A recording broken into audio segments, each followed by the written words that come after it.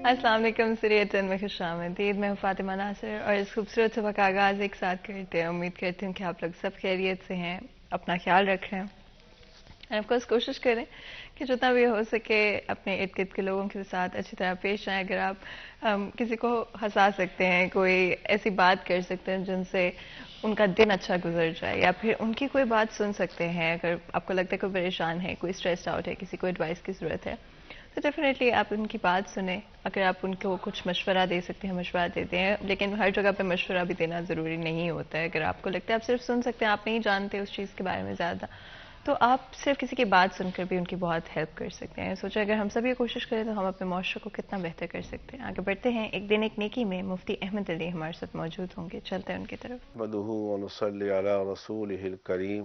اما بعد، میں نے پچھلے میسیج کے اندر امانت کی اقسام بیان کی تھی. امانت کی دوسری قسم وہ ہے جس کا تعلق انسان کی ذات کے ساتھ ہے، جس کا تعلق انسان کی ذات کے ساتھ ہے. اس کے متعلق بھی پوچھا جائے گا. یہ آنکھیں ہمیں اللہ نے امانت کے طور پر دے رکھی ہیں. دیکھنا، اس میں خیانت نہ کرنا، بد نظری نہ کرنا. یہ زبان اللہ نے ہمیں امانت کے طور پہ دے رکھی ہے. دیکھنا، اس سے جھوٹ نہ بولنا. یہ ہاتھ اللہ نے ہمیں بطور امانت کے دے رکھے ہیں. دیکھنا، اس سے چوری نہ کرنا. یہ پاؤں اللہ نے ہمیں بطور امانت کے دے رکھے ہیں. دیکھنا، ان کو لے کر گناہ کی طرف نہ جانا، ورنہ قیامت کے دن اللہ رب العالمین پوچھیں گے. بلکہ خود ارشاد فرمایا رب العالمین نے، یوم نختم علی افواہہم، جس دن ہم تمہارے منہ پہ مور لگا دیں گے، تمہارے اعضاء گواہی دیں گے. اس لیے میرے بھائیوں، میری بہنوں، آج کا میرا پیغام یہ ہے، ان اعضاء سے گناہ نہ کرنا. اللہ مجھے بھی آپ کو بھی اس امانت کو ادا کرنے کی، اس کی لاج رکھنے کی توفیق عطا فرمائے. وآخر دعوانا ان الحمد للہ رب العالمین. اسی پیغام کے ساتھ آج کے دن کا اور پروگرام کا آغاز کرتے ہیں. As a person, as an individual ہمیشہ بہتر ہوتے رہیں، گرو کرتے رہیں اپنی زندگی میں. کبھی اس پروسیس کو رکنے نہ دیں. وقت بدلتا ہے، چیزیں بدلتی ہیں، بٹ اگر ہم اس کے ساتھ نہیں چینج ہوں گے تو ہم پیچھے رہ جائیں گے. تو ہمیشہ اس تبدیلی کو اپنے ساتھ آگے لے کر چلتے رہیں. آگے بڑھتے اپنے نیکسٹ سیگمنٹ کی طرف چلتے ہیں، ٹوڈیز ویدر.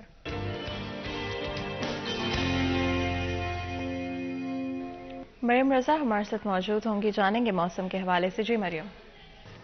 جی بالکل. فیصل آباد کے موسم کی اگر بات کی جائے تو دن کے آغاز میں ہی شہر کا مسئلہ جو ہے وہ جزوی طور پر صاف رہے گا. سورج اپنی ہلکی پھلکی کرنوں کے ساتھ جو ہے وہ دن کا آغاز کر رہا ہے. تو اس کے ساتھ ساتھ ٹھنڈی ہوائیں چلنے کی وجہ سے درجہ حرارت میں جو ہے وہ معمولی اضافہ ہوتا ہوا نظر آ رہا ہے. اس کے ساتھ اگر بات کریں تو آج کم سے کم درجہ حرارت 15 ڈگری سینٹی گریڈ ریکارڈ کیا گیا، جبکہ دوپہر کے وقت میں زیادہ سے زیادہ 24 ڈگری رہنے کا امکان ہے. ہوا میں نمی کا تناسب جو ہے وہ 50% ہے، جبکہ ہوائیں 4 کلومیٹر فی گھنٹہ کی رفتار سے چل رہی ہے. اور ہوائیں تیز چلنے کی وجہ سے فیصل آباد کا جو موسم ہے وہ بھی تبدیل ہو رہا ہے. اور اس کے ساتھ ساتھ درجہ حرارت میں معمولی اضافے سے فیصل آباد کا موسم جو ہے وہ بہتر ہوتا جا رہا ہے. اس کے ساتھ اگر بات کریں تو محکمہ موسمیات کے مطابق آئندہ 24 گھنٹوں کے اندر بارش کا کوئی بھی امکان نہیں ہے، جبکہ موسم جو ہے اسی طرح سے خشک اور جو ہلکی پھلکی جو سردی جو ہے وہ کم ہوتی ہوئی نظر آ رہی ہے، اسی طرح سے جاری رہے گی. جی بہت بہت شکریہ مریم اس اپڈیٹ کے لیے. آپ لوگوں نے سنا فیصل آباد شہر کے موسم کے حوالے سے. ڈیفینیٹلی موسم کافی حد تک تبدیل ہو چکا ہے. کوشش کریں اپنی ہائیڈریشن کا خاص طور پہ خیال رکھیں اور سن پروٹیکشن کا استعمال کرنا مت بھولیں. ہمیں لگتا ہے کہ شاید سن ڈیمیج صرف ایک سرٹن اگر آپ لیول تک باہر رہیں تب ہوتا ہے، یا اگر آپ انڈورز ہیں تو سن ڈیمیج سے آپ بچ جائیں، بٹ دیٹس ناٹ ٹرو. تو آپ چاہے انڈورز ہوں، چاہے دن کا وقت ہو، رات کا وقت ہو، آپ لازمی کوشش کریں کہ سن پروٹیکشن، سن اسکرین اپنے ساتھ کیری کریں. ہر کچھ گھنٹے کے بعد اس کو ری اپلائی کرتے رہیں. اپنی اسکن کا بہت سارا خیال رکھیں. آگے بڑھتے ہیں اپنے آج کے فرسٹ سبجیکٹ کی طرف چلتے ہیں. ایجوکیشن کی اگر ہم بات کرتے ہیں تو ایوری ون نوز کہ کتنا امپورٹنٹ اسپیکٹ ہے کسی بھی کمیونٹی کا، کسی بھی سوسائٹی کا. آج کے وقت میں ہماری ایجوکیشن کہاں پر اسٹینڈ کرتی ہے؟ کیا ہم اپنی next generation of Pakistani conceptual learning کے بارے میں بتا پا رہے ہیں؟ کیا وہ اپ ٹو ڈیٹ ہیں دنیا میں؟ کیا ریسرچ ہو رہی ہے؟ کیا چل رہا ہے؟ کیا لیٹسٹ ٹیکنالوجیز، کانسیپٹس، تھیوریز پوری دنیا میں موجود ہیں؟ اسی کے حوالے سے بات چیت کریں گے. ہمارے ساتھ بہت ہی خاص مہمان موجود ہیں. جہانگیر اشرف ہمارے ساتھ ہیں، سینئر رپورٹر سٹی 41 ہیں. جہانگیر آپ کو ویلکم کرتے ہیں. بہت بہت شکریہ آپ کا ہمارے شو کے لیے وقت نکالنے کے لیے.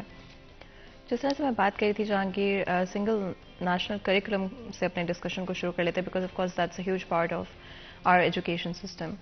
اس کے انٹروڈکشن کے بعد کتنے حد تک یہ سکسیزفل رہا اور کرنٹلی کیا یہ امپلیمنٹ کیا جا رہا ہے اسکولس میں؟ فاطمہ دیکھیں، سنگل نیشنل کریکولم کی بات کریں تو پی ٹی گورنمنٹ کی طرف سے انیشیٹ کیا گیا تھا اور اس حوالے سے اس کو مرحلہ وار لاگو کرنا تھا، نافذ کرنا تھا، جس میں پہلے مرحلے میں پرائمری اور پھر ایلیمنٹری، پھر ہائی اور ہائر سیکنڈری اسکول تک لے جانا تھا. لیکن انفارچونیٹلی اتنا زیادہ سکسیزفل گورنمنٹ نہیں رہی اس کو امپلیمنٹ کروانے کے حوالے سے. سب سے پہلے یہ بات کی جاتی رہی کہ ہر اسکول جو ہے وہاں پر ایک جیسا نصاب ہوگا اور اس میں گورنمنٹ جو ہے اس کی رٹ کو منوایا جائے گا. لیکن انفارچونیٹلی گورنمنٹ اس میں بری طرح ناکام رہی اور ایک بار پھر پرائیویٹ پبلشرز کی طرف سے جیت لیا گیا اس کیس کو کہ وہ بھی اپنی مرضی کی کتابیں چھاپیں، شائع کریں. دیکھیں، کنٹینٹ کا ہمیشہ سے پاکستان میں بڑا اعتراضات رہے ہیں اور اس حوالے سے سوشل میڈیا پر مختلف لوگ اپنے تحفظات کا اظہار بھی کرتے رہتے ہیں. اور بالخصوص اس کا پرپز یہ ہے کہ چیک اینڈ بیلنس گورنمنٹ کا اتنا نہیں ہے جتنا ان کا ہونا چاہیے. اس میں کوئی اعتراض نہیں کہ پرائیویٹ پبلشرز اپنی کتابیں چھاپیں، لیکن اس میں مواد، اس میں کنٹینٹ کیا دیا جا رہا ہے، ہمارے قوم کے بچوں کو کیا پڑھایا جا رہا ہے، یہ زیادہ میٹر کرتا ہے. اور اس کو چیک کرنے کے لیے، اس کا جائزہ لینے کے لیے ہماری جو Punjab curriculum and text board ہے وہ اتنا ایفیکٹولی رول پلے نہیں کر سکی، نہ ماضی میں، نہ موجودہ اور نہ مستقبل میں کوئی ایسا چانس نظر آ رہا ہے کہ وہ زیادہ ایفیکٹو ہو اور اپنا کردار جو ہے بنیادی طور پر مانیٹرنگ کا وہ اس کو بہتر طور پر کرے. کیونکہ گورنمنٹ کی اپنی کتاب کمپیریزن کریں تو بہت سارے اسکول گورنمنٹ کی اپنی کتابوں میں بہت زیادہ جو ہے وہ فالٹ اور اس کے ڈرا بیکس نکال دیتے ہیں کہ یہ اس میں مزید. دیکھیں، پہلا سنگل نیشنل کریکولم جب آیا اس میں بہت زیادہ تحفظات سامنے آئے، جس میں دوبارہ سے گورنمنٹ نے اپنی غلطیوں کو مانتے ہوئے تجاویز طلب کر لیں کہ ہمیں بتائیں اس میں کیا مزید بہتری کی ضرورت ہے. مسئلہ سب سے بڑا یہی ہے کہ ہمارے ہاں پیپر ورک بہت کم ہوتا ہے بیک اینڈ پہ، اور اعلانات اور اناؤنسمنٹ جو پولیٹیکل کی جاتی ہیں ان پر صرف ضد بازی کہہ لیں یا اپنی رٹ شو کرنے کے لیے یا اپنا کوئی آئیڈیا اس کو فلوٹ کرنے کے لیے فوری طور پر نافذ کر دی جاتی ہیں. پالیسی کے پیچھے کوئی بیک گراؤنڈ میں ورکنگ نہیں ہوتی، تمام سٹیک ہولڈرز کو لوپ میں نہیں لیا جاتا، ان کی سجیشنز کو پہلے آن بورڈ نہیں لیا جاتا. جب اناؤنسمنٹ کے بعد چیزیں غلطیاں سامنے آتی ہیں اس کے بعد اس کو دوبارہ ریوائز کرنے میں، اب دیکھیں ایک چیز امپلیمنٹ کر دی گئی ہے اس کے بعد آپ کہہ رہے ہیں کہ اس میں غلطیاں دکھائیں، ہمیں ڈھونڈیں. اس سے پہلے یہ ہونا چاہیے تھا کہ پرائیویٹ پبلشرز کی، گورنمنٹ پبلشرز کی، پرائیویٹ سکولز آنر اور گورنمنٹ سکولز، ان کو سب کو ایک جگہ پہ، ایک پلیٹ فارم پہ بٹھا کر ان کی ڈسکشن ہو، ان کے آئیڈیاز شیئرنگ ہو. پہلے ہی دیکھ لیا جائے کہ اس میں فلاز کہاں کہاں پہ ہیں اور کہاں کہاں بہتری کی گنجائش ہے. اس سے آپ کے جو ایرر ہیں وہ منیمم ہو سکتے ہیں. دیکھیں، ختم تو نہیں ہو سکتے، غلطیاں ہوں گی، انسان ہے، لیکن اس کو منیمم کیا جا سکتا ہے. لیکن اگر صرف گورنمنٹ اینڈ پہ بیٹھ کے کوئی بھی پالیسی، کوئی بھی کریکولم وہ نافذ کر دیا جائے گا تو سب سے زیادہ جو آپ کے امپلیمنٹ جنہوں نے کرنا ہے، پرائیویٹ سیکٹر ہے بہت بڑا، انہوں نے سب سے زیادہ اعتراضات اٹھائے. کیونکہ یہ گورنمنٹ سائڈ اور پرائیویٹ سائڈ سے ایک ہمیشہ سے انگلش اردو میڈیم کا تضاد بھی رہا ہے کہ گورنمنٹ نے واپس اردو میڈیم نافذ کر دیا پرائمری سطح پر، جبکہ پرائیویٹ سیکٹر بضد رہا سنگل نیشنل کریکولم کے بعد بھی کہ ہم جو معلومات عامہ کے نام سے ہے اس کی بجائے ہم انگلش میں پڑھائیں گے اس کو. لیکن گورنمنٹ اپنی رٹ پہ رہی کہ ہم یہ پڑھائیں گے مفاد عامہ اور معلومات عامہ اور اس طرح کے سبجیکٹ اردو میں، لیکن پرائیویٹ سیکٹر جو ہے وہ کہتا رہا کہ ہم انگلش میڈیم پڑھائیں گے. کیونکہ 5ویں تک کوئی بھی ایسا ایگزامن باڈی نہیں ہے جو کہ ایگزام لے اور بچوں کو آگے پروموٹ کرے. تو اس حوالے سے گورنمنٹ کی رٹ اس وقت تک نہیں بن سکتی جب تک اس کو چیک کرنے کے لیے، اس کو ایگزام کرنے کے لیے گورنمنٹ کی باڈی نہ ہو. اچھا جہانگیر، اگر میں آپ سے پوچھ سکتی ہوں، آپ نے اردو اینڈ انگلش کی بات کی، کیا آپ کو لگتا ہے کہ آج ہمارے ملک میں فار ایگزامپل اگر اردو کہیں پر میجرلی پڑھائی جا رہی ہے، کیا اس کا ایکچوئل استعمال آگے چل کے بچوں کو ہوگا یا کوئی فائدہ ہوگا جب وہ یونیورسٹی لیول تک پہنچتے ہیں؟ اچھا فاطمہ، ایک سب سے بڑا جو اعتراض اور یہ اٹھایا جاتا نا کہ ہماری قومی زبان اردو ہے لیکن ہمارے CSS کے ایگزام انگلش میں ہوتے ہیں، اور اس حوالے سے جہاں بھی ہماری جو اسٹیٹ کی لینگویج ہے وہ انگلش ہے، ہماری ڈاکومنٹیشن ساری، ایون کورٹ کے ڈیسیجن آنے کے باوجود، کورٹ کا ڈیسیجن تھا کہ ہماری چونکہ قومی زبان اردو ہے تو ساری ڈاکومنٹیشن جو ہے اس کو شفٹ کیا جائے اردو میں، لیکن وہ کئی سالوں کے بعد بھی امپلیمنٹ نہیں ہو سکا. اب دیکھیں سپریم کورٹ، ہائی کورٹ، ان کے ڈیسیجنز پر امپلیمنٹ نہیں ہو رہا. ان کی طرف سے بارہا یہ ہر کورٹ لیول سے کہا گیا کہ گورنمنٹ اپنے ساری ڈاکومنٹیشن کو اردو میں کرے، لیکن انفارچونیٹلی ہماری جو آج بھی اسٹیٹ لینگویج ہے، جو ہماری آفیشیل لینگویج ہے وہ انگلش ہے. ہماری جتنی بھی ڈاکومنٹیشن ہوتی ہے آفیسز کی، گورنمنٹ آفیسز کی، وہ ساری انگلش میں ہوتی ہے.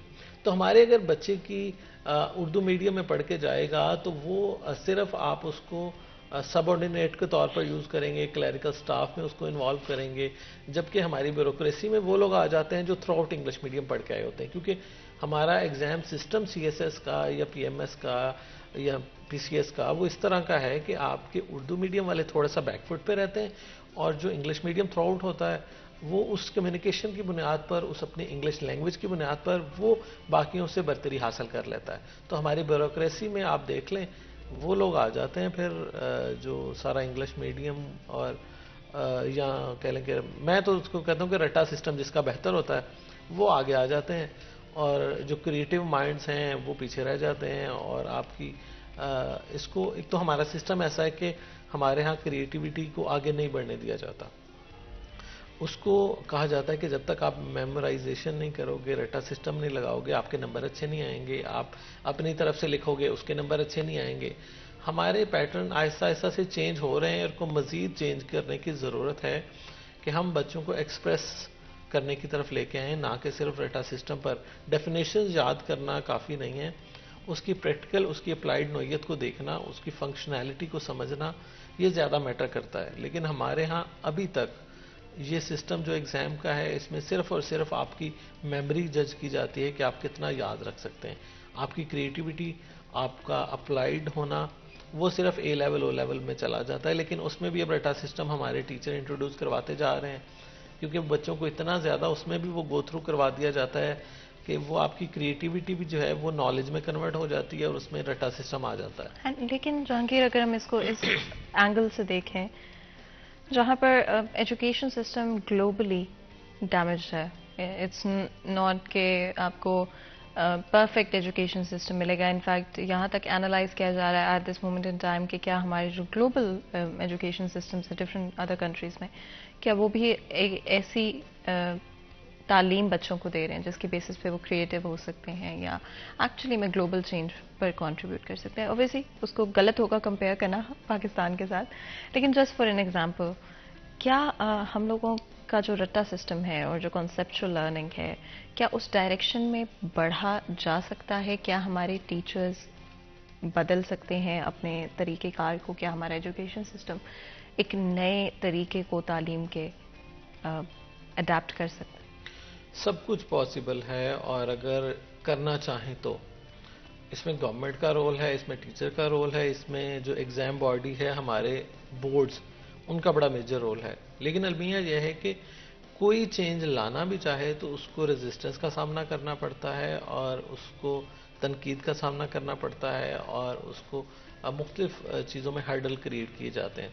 جیسے سنگل نیشنل کریکلم کی بہت اچھی بات تھی کہ سب جگہ پر ایک جیسا کنٹینٹ ہو اور پرپز ایک ہو کہ سب کی سوچ ایک سمت میں چلے، لیکن اس کو بھی چلنے نہیں دیا گیا، اور ابھی تک وہ کامیاب نہیں ہو سکا کیونکہ اس کو ایلیمنٹری سطح پر کرنا تھا، اس کو پھر ہائی سطح پر کرنا تھا. لیکن ابھی تک وہ چیزیں بالکل سٹرک ہیں کہیں پر، وہ آگے موو آن نہیں ہو رہی، اور ہر پرائیویٹ پبلشر بھی اپنی مرضی کر رہا ہے، اور پرائیویٹ سیکٹر کے ادارے بھی اپنی مرضی کر رہے ہیں، اور گورنمنٹ کے ریٹ جو ہے وہ کہیں خاص نظر نہیں آ رہی. اس کے علاوہ اگر بات کریں کمپیریزن کی تو کمپیریزن دیکھیں فیسلٹیز کی بات کریں یا اپرچونیٹیز کی بات کریں تو ہم اس کو پاکستان کو اس وقت تو کہیں بھی کمپیئر نہیں کر سکتے جناب کہ دنیا میں ایجوکیشن سسٹم کہاں کھڑا ہے اور پاکستان میں کہاں کھڑا ہے. لیکن ہمیں اپنے آپ میں ہی بہتری کی ضرورت ہے. بہت زیادہ جگہوں پر اسکول سے لے کر کالج یونیورسٹیز تک ہر جگہ پر ریفارمز کی ضرورت ہے. ہمارے ہاں سب سے بڑی میں سمجھتا ہوں ریفارم کی ضرورت ہے کہ کیریئر کاؤنسلنگ ہم یونیورسٹی سے نکال کے اسکول میں ڈالیں. ہمارے ہاں کیریئر کاؤنسلنگ کے سینٹر بنائے جاتے ہیں یونیورسٹیز میں. جب بچے کو کیریئر کاؤنسلنگ کی ضرورت نہیں ہے, اس کو ضرورت ہے جب وہ اپنا کوئی فیصلہ لینے جا رہا ہے میٹرک کی سطح پر, کیونکہ میٹرک سے ہماری ایجوکیشن کی لائف سٹارٹ ہوتی ہے. وہ پہلی سیڑھی ہے جو آپ کی ساری عمر ساتھ چلنا ہے. وہ آپ کے ڈیسیجن میٹرک سے ہی ہو جانا چاہیے کہ آپ کیا کیا فیوچر میں کر سکتے ہیں. ہمارے حال میاں یہ ہے کہ ایک دو شعبہ جات کے علاوہ میٹرک میں بچے کو پتہ ہی نہیں ہوتا کہ میں آگے کیا کروں گا, اور وہ اتنا اس کو لمٹ کر دیا جاتا ہے کہ اس کے مائنڈ میں ایک دو چیزوں کے علاوہ تھرڈ آپشن ہی کوئی نہیں ہوتی. اور وہ جب مایوس ہوتا ہے انٹرمیڈیٹ میں جا کے, وہ پراپر اس کے رزلٹ نہیں آ پاتے, اس کو آگے ایڈمیشنز نہیں ملتے اپنے ریکوائرڈ جو تھیم ایک ہمارے مائنڈ سیٹ میں بنا ہوا ہے ڈاکٹر انجینئرنگ کا, تو اس کے بعد اس میں ایک مایوسی کا ایلیمنٹ آ جاتا ہے, ایک فیلئر کا کنسیپٹ آ جاتا ہے. پھر اس کے آگے بڑھنے کے چانسز کم ہوتے جاتے ہیں, کیونکہ اس کو ان 2-4 سالوں میں بتایا نہیں گیا کہ اگر آپ یہ اپرچونٹی مس کرتے ہیں تو آپ نیکسٹ کون سی اپرچونٹیز میں جا سکتے ہیں. تو جب بچے کے پاس آپشنز ہی کوئی نہیں ہے, کوئی گائیڈ لائن نہیں ہے, اس کی کوئی کاؤنسلنگ نہیں کی گئی, تو کس طرح سے وہ ان فیوچر اچھا شہری بنے گا, ایک اچھا پروفیشنل بنے گا. کیونکہ الٹیمیٹلی اس کو جہاں ایڈمیشن ملے گا وہاں وہ داخلہ لے گی, تو اس کا نقصان یہ ہوگا کہ اس کا اپنا انٹرسٹ نہیں ہے, اس کا اپنا مائنڈ سیٹ نہیں تھا اس ڈگری میں. تو پھر کیا ہوتا ہے, ہماری سوسائٹی میں پڑھے لکھے بے روزگاروں کی بھرمار ہو جاتی ہے, اور یہ کہا جاتا ہے کہ ہماری یونیورسٹیز جو ہیں وہ ایسی فیکٹری ہے جو بے روزگار پیدا کر رہی ہیں پڑھے لکھے. جہانگیر, آج کے وقت میں جہاں پر اگر ہم جابس کو دیکھیں تو کوائٹ اے لاٹ ڈکریز ہوئی ہے پرسنٹیج میں, امپلائبلٹی کم ہوئی ہے. ہماری جو انڈسٹریز اچھا پرفارم کر رہی تھی وہ بھی اس وقت نہیں کر رہی. اسٹارٹ اپس کی بات کریں, ونس اگین موسٹلی اگر کوئی شروع ہوئے بھی تھے, at least at this moment in time وہ اس طرح سے پرفارم نہیں کر پاتے. آج کے گریجویٹس کے لیے کیا ریالٹی ہے؟ ریالٹی ان کے لیے یہ ہے کہ اسٹرگل نہیں کرنا چاہتے. وہ چاہتے ہیں کہ انہیں پکی پکائی مل جائے اور خود نہ ایفرٹ کرنی پڑے. اچھا, جو سٹارٹ اپ ہے نا, بالکل ہی آپ یونیورسٹی لائف سے نکل کے سٹارٹ اپ میں آ جائیں, تو میں اس کے بھی تھوڑا سا خلاف ہوں کہ پہلے آپ چیزوں کو سیکھیں. سیکھنے کے لیے آپ کو موجودہ کسی سیٹ اپ کا حصہ بننا چاہیے. آپ کو چاہے وہ انٹرنشپ کے نام پر ہو, چاہے آپ کی جاب ہو, آپ ایک دو جگہ پر جب ایکسپیرینس کریں گے, انوائرمنٹ دیکھیں گے, اس میں فلاز دیکھیں گے, اس کی اپرچونٹیز کو دیکھیں گے, تو پھر آپ ایک اچھے سکسیسفل انٹرپرینور بن سکتے ہیں. لیکن آپ ایسے ہی یونیورسٹی میں دیکھیں, یونیورسٹی میں بہت زیادہ آپ کو وہ کہتے ہیں نا سبز باغ, وہ دکھائے جاتے ہیں کہ آپ نے پتہ نہیں راتوں رات چینج کر دینا. راتوں رات کچھ نہیں ہوتا. آپ کی لائف جو ہے اس نے ٹائم لینا ہے, آپ کی سکسیس نے ٹائم لینا ہے. اگر آپ راتوں رات والے چکر میں جائیں گے تو وہ ناکامی بھی راتوں رات ہی آئے گی. ایک دم سے آپ اوپر جائیں گے اور پھر دڑم کر کے نیچے گریں گے اور دوبارہ پھر اٹھنے کے قابل نہیں ہوں گے. موسٹ چانسز میں یہ ہوتا ہے کہ ہمارے گریجویٹ جو ہیں وہ بڑا انیشیٹو لیتے ہیں, بڑا انرجیٹک ہوتے ہیں, 1 سال کے بعد ان سے پوچھیں تو کہیں نظر نہیں آتے. وجہ یہ ہے کہ وہ فیل ہونے کے بعد نوکری کی طرف جاتے ہیں. پہلے نوکری کر کے وہ انیشیٹ لیں تو میرا خیال ہے کہ ان کے کامیابی کے چانسز جو ہیں وہ 80-90% بڑھ جائیں گے. وداؤٹ جاب, وداؤٹ ایکسپیرینس آپ انیشیٹو لیں گے تو آپ کے فیلئر کے چانسز 70-80% ہیں, بلکہ شاید اس سے بھی زیادہ. لیکن اگر آپ یہی ایکسپیرینس کر کے چیزوں کو سیکھ کے اس کے فائدے نقصان کو سمجھیں گے تو پھر آپ اس کو دوبارہ سے اپنا کرنا چاہیں گے تو پھر آپ کے سکسیس ریٹ کے چانس بہت زیادہ ہیں.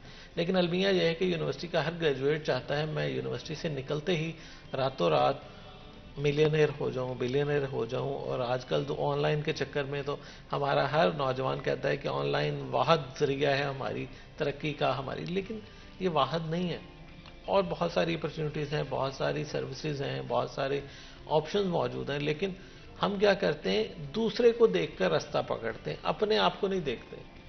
یہ لازم نہیں ہے کہ کوئی دوسرے کی کامیابی آپ کی کامیابی کی گارنٹی ہے. ہو سکتا ہے اس کا پیچھے جو آپ نے بیک گراؤنڈ سٹرگل وہ آپ نے نہ دیکھی ہو, آپ نے صرف اس کی چمک دیکھ لی, لیکن آپ نے اس کا جو اس نے ایفرٹ کی, جو اس نے ٹائم لگایا, جو اس نے محنت کی, وہ نہیں دیکھ رہے. تو ہمارے ہاں جو دیکھا دیکھی فیلڈ کو چوز کرنا ہے, یہ بہت میں سمجھتا ہوں غلط بات ہے, اور اس سے فیلئر کے چانسز بڑھ جاتے ہیں. آپ اپنے آپ کو اینالائز نہیں کرتے، اپنی کیپیسٹی کو چیک نہیں کرتے، اپنے فائنانسز کو نہیں دیکھتے، اپنی اوورآل جو کیپیبلٹیز ہیں ان کو نہیں دیکھتے، لیکن آپ کسی دوسرے کو دیکھ کر سمجھتے ہو کہ یہ کام تو بہت آسان ہے، اس میں بہت منی ہے، تو جہاں آپ منی کے چکر میں پڑیں گے وہاں فیلئر کے چانسز بڑھ جاتے ہیں، کیونکہ آپ کا پیشن نہیں ہے، آپ صرف اس کو ایز اے جاب کے طور پر، ایز اے بزنس کے طور پر، ایز اے پروفٹ، جہاں آپ کی پہلی ترجیح پروفٹ پہ آ جائے نا، تو پھر آپ کے فیلئر کے چانسز پھر بھی آپ کے بڑھ جاتے ہیں، کیونکہ آپ کے اندر وہ پیشن نہیں ہے وہ کام کرنے کا۔ ہمارے ہاں کام کی بجائے صرف پیسہ پیسہ اگر ترجیح ہوگی نا، تو پھر میرا نہیں خیال کہ ہمارے ہاں بہت زیادہ کامیابی ملے گی۔ تو ہمیں اپنے آپ کو دیکھ کر جج کرنا چاہیے، اور اس میں سب سے زیادہ رول ٹیچرز کو پلے کرنا چاہیے، کیونکہ ٹیچر جو ہے وہ اس کا ویژن اتنا ہونا چاہیے کہ بچے کو دیکھ کر وہ بھانپ سکے کہ اس کی ایبیلٹی کیا ہے، کس فیلڈ میں آگے جا سکتا ہے، اس کے پیرنٹ کو قائل کریں، اس کو بچے کو تھوڑا سا موٹیویٹ کریں، اس کو گائیڈ کریں۔ اس سے پہلے کہ مزید گفتگو کریں بریک لیتے ہیں، کہیں میں جائے گا ہمارے ساتھ رہے گا۔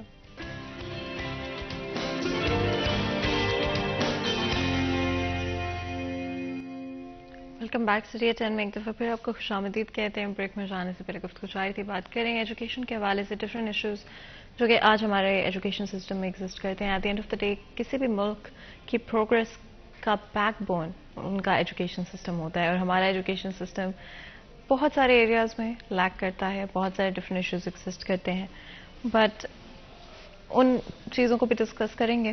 بٹ اگر اسپیشلی ہم اپنی مینٹل ہیلتھ کو دیکھتے ہیں جو کہ اسٹوڈنٹس کو سفر کرنا پڑتا ہے ڈفرینٹ ایریاز میں، کیا ان کے صورتحال ہوتے ہیں، کس طرح سے وہ ایڈلٹ ہوڈ میں آنے کے بعد ان چیزوں کو ایکسپیرینس کرتے ہیں، کس طرح سے ان چیزوں کو نیویگیٹ کرتے ہیں جو کہ ایکچولی ٹریس بیک ہوتی ہیں ان کے ایجوکیشن ٹائم پیریڈ سے، جو اسٹریس ہمارے ایجوکیشن سسٹم میں بچوں کو فیس کرنا پڑتا ہے۔ جہانگیر، اگر ہم سیکنڈری اسکول یا پرائمری اسکول کے بچوں کی بات کرتے ہیں، اسپیشلی وہ بہت امپریشنیبل عمر ہوتی ہے جہاں پر آپ کو سپورٹ کی ضرورت ہے، ہیلپ کی ضرورت ہے، بٹ ہمارا ایجوکیشن سسٹم بہت سارے ڈفرینٹ ریزنس کی وجہ سے، I don't think that's intentional, but ایک سوشل سسٹم کے ساتھ وہ مل کر اس طرح کا بن جاتا ہے، ایک ٹاکسک انوائرمنٹ بن جاتی ہے بچے کے لیے۔ کیا اثر ہوتا ہے اس وقت بچے کی مینٹل ہیلتھ پر؟ کیا اس کے پاس وہ ٹولز موجود ہیں آج ہماری سوسائٹی میں کہ وہ اپنی مینٹل ہیلتھ کو بہتر کر سکیں، کوپ کر سکیں ان ایشوز کے ساتھ؟ اور ایز ایڈلٹس وہ ایشوز کیسے ٹرانسلیٹ ہوتے ہیں جب آپ ہماری سوسائٹی کو آج دیکھتے ہیں؟ اچھا فاطمہ، مینٹل ہیلتھ کے ایشوز ریزالو ہونے کی بجائے بڑھ رہے ہیں وقت کے ساتھ ساتھ، اور جو تعلیم و تربیت کی بات کی جاتی ہے وہ میرا خیال ہے کہ کم ہوتی جا رہی ہے۔ ہمارا صرف تعلیم پہ فوکس زیادہ ہے کہ بچے کو آپ نمبر گیم کی طرف لے جائیں، اور بچہ صرف پڑھے اور ایگزام دے اور نمبر اب مارک شیٹ لے کے گھر آ جائے۔ پیرنٹ کو بھی اس سے غرض ہوتی ہے کہ اس کی مارک شیٹ اچھی ہو، وہ ادر ایکٹیویٹیز میں کیسا ہے، پیرنٹ اس کی بجائے وہ فوکس ان کا یہی ہوتا ہے کہ پڑھائی میں بچے کے نمبر کتنے ہیں، کیونکہ المیہ یہ ہے کہ ہماری سوسائٹی میں بچوں کو نمبر گیم کے پیچھے اتنا زیادہ دوڑا دیا گیا ہے کہ اس سے ان کی مینٹل ہیلتھ یقینی طور پر بہت زیادہ ڈسٹرب ہے۔ اب دیکھیے بچہ صبح اسکول جا رہا ہے، کالج جا رہا ہے، اس کے بعد واپس آ کے اس کے پاس لنچ کا ٹائم ہو نہ ہو اس نے اکیڈمی جانا ہے، اور اکثر جگہوں پر تو اکیڈمی کے ساتھ ساتھ ہوم ٹیوٹرز بھی لوگوں نے لگوائے ہوئے ہیں، کسی سبجیکٹ کی وہ اکیڈمی پڑھنے جا رہا ہے، کسی کا ہوم ٹیوٹر آ رہا ہے، بچہ صبح سے شام تک کتاب کتاب کتاب پہ لگا ہوا ہے، اور پرپز اس کا یہی ہے کہ وہ اچھے نمبر لے ایگزام سسٹم میں۔ اس کی مینٹل ہیلتھ، اس کی فزیکل ہیلتھ، اس کی کسی کو فکر نہیں ہے۔ اکثر بچے جن کو آپ دیکھیں کہ وہ بورڈ میں پوزیشن لے رہے ہیں تو ان کی ہیلتھ اگر اینالائز کی جائے تو وہ نسبتاً ویک ہوتے ہیں، کئی ایشوز ہوتے ہیں، اور ہمارے ہاں میڈیکل چیک اپ کا رواج نہیں ہے۔ سمپلی فیصل آباد کے 2 گورنمنٹ سکولز میں آئی ٹیسٹ کیا گیا تو اس میں 20% تک بچوں کی آئی سائٹ ویک رہی جو گلاسز یوز نہیں کرتے تھے۔ مسئلہ یہ ہے کہ یہاں تو ان کے پیرنٹس اویئر نہیں ہیں، یا بچوں نے کمپلین کی تو ان کی کمپلین سنی نہیں گئی۔ اچھا بچوں کے یہ ایشوز ہوتے ہیں کہ کلاس میں بیٹھ کے ان کو وائٹ بورڈ نظر نہیں آ رہا، بلیک بورڈ نظر نہیں آ رہا، اس پہ لکھا ہوا، اس کے بعد پھر ان کی انڈرسٹینڈنگ لیول کیا ہوگی؟ انہیں ٹیچر پڑھا رہا ہے وائٹ بورڈ پر، انہیں اس کی سمجھ نہیں آ رہی، ان کے بلر آ رہا ہے، دھندلا آ رہا ہے، کیونکہ وہ آئی سائٹ کی گلاسز یوز نہیں کر رہے۔ اور 2 سکولز وہ ہیں جہاں پر مخیر حضرات کی طرف سے یہ کام کیا گیا باقی فیصل آباد کے اگر 2000 سے زائد اسکول کی بات کریں تو اس میں کبھی بھی یہ انیشیٹو نہیں لیا گیا کہ وہاں پر بچوں کی آئی سائٹ ہی چیک کروا دیں، کیونکہ آئی سائٹ کا ڈائریکٹ رول ہے آپ کی ایجوکیشن سے. بچے جو ہیں وہ موبائل پہ نو ڈاؤٹ اسکرین ٹائم بچوں کا زیادہ ہوتا جا رہا ہے، تو اسکرین ہم اتنا قریب سے یوز کرتے ہیں، موبائل وہ 1 فٹ کا ڈسٹینس پہ نہیں رہتا، لیکن آپ کا وائٹ بورڈ اگر 30 فٹ کے ڈسٹینس پہ ہے اور آپ کو نظر نہیں آ رہا وہاں پہ، لیکن آپ پھر بھی شو یہ کر رہے ہیں کہ آپ کو نظر آ رہا ہے، تو اگلے دن پھر آپ کو وہ جو ہمارا پہلے تو کلچر ہوتا تھا نا کہ آپ کو مار پڑے گی، لیکن اب یہ ہوتا ہے کہ آپ ہر دن کے ساتھ اسٹڈی میں پیچھے جاتے جاتے ہیں. تو یہ سب سے زیادہ مسئلہ گورنمنٹ سکولز میں ہے، کیونکہ پرائیویٹ سیکٹر میں پھر بھی والدین کسی نہ کسی حد تک افورڈنگ بھی ہوتے ہیں اور اویئر بھی ہوتے ہیں، اور بچوں کی ہیلتھ کو لے کر کہیں نہ کہیں، اور بالخصوص اس معاملے میں دیکھیں تو وہ بچوں کے ایٹ لیسٹ آئی سائٹ تو چیک کروا ہی لیتے ہیں. لیکن گورنمنٹ کو میں سمجھتا ہوں کہ بچوں کی ہیلتھ کے لیے سٹیپ لینے چاہیے، جس میں نہ صرف ان کی فزیکل ہیلتھ ہو بلکہ مینٹل ہیلتھ کے حوالے سے. اچھا، یہ اوپر سے چیزیں نیچے آ رہی ہوتی ہیں. جب آپ کا ٹیچر ہی سیٹسفائی نہیں ہے، ٹیچرز کے مختلف ایشوز چل رہے ہوتے ہیں، اس کے پاس اتنی زیادہ ذمہ داریاں، اس کو کہا جاتا ہے کہ جناب آپ اینٹی ڈینگی ایکٹیویٹیز کریں، اس کی تصاویر اپلوڈ کریں. اب دیکھیں ایک ٹیچر گھر سے اسکول آیا پڑھانے کے لیے، لیکن اس کو کہا جا رہا ہے کہیں اسکول میں کوڑا کرکٹ جمع ہے تو اس کی پکچر بناؤ. اچھا، یہ مضحکہ خیز بھی لگتا ہے کہ اس کو صفائی کروانے کے بجائے پہلے اس کی تصویر بنانی ہے. اب لوگ کیا کرتے ہیں، روزانہ ایک جگہ پہ کیسے پاسبل ہے، ایک اگر آپ کا چھوٹا اسکول ہے اس میں آپ کے پاس گراؤنڈ نہیں ہے اور آپ کے پاس اتنی زیادہ جگہ نہیں ہے، روزانہ 30 پکچرز. اب گورنمنٹ کی طرف سے ٹیچرز کو ایسی فضولیات میں لگایا ہوا ہے، الجھایا ہوا ہے کہ وہ بچوں پہ فوکس کیا کریں، اور جو یہ پکس بنا کے اپلوڈ نہیں کرے گا ٹیچر، اس کی انکوائری لگ جاتی ہے کہ آپ کی ڈیوٹی لگی تھی پکچرز بنانے کی کہ اسکول میں کہاں کہاں پہ صفائی نہیں ہے. اچھا، پہلے تصویر بنانی ہے، پھر صفائی کرنی ہے، پھر صفائی کرنے کے بعد تصویر بنانی ہے.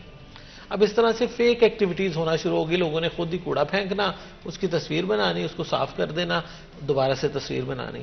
اب دیکھیں جس ٹیچر کو آپ نے 2 نمبری پہ لگا دیا ہے، اس کو جھوٹ پہ لگا دیا ہے، اس کو بوگس کام پہ لگا دیا ہے، فیک وہ پکچرز بنا رہا ہے صفائی کے نام پر، تو کیا ہوگا، بچوں پر بھی الٹیمیٹلی اس کا نیگیٹو امپیکٹ پڑے گا. ایک تو وہ دیکھیں گے یار ہمارے ٹیچر خود ہی پہلے کوڑا پھینک رہے ہیں، تصویریں بنا رہے ہیں اور پھر خود ہی صفائی کر رہے ہیں.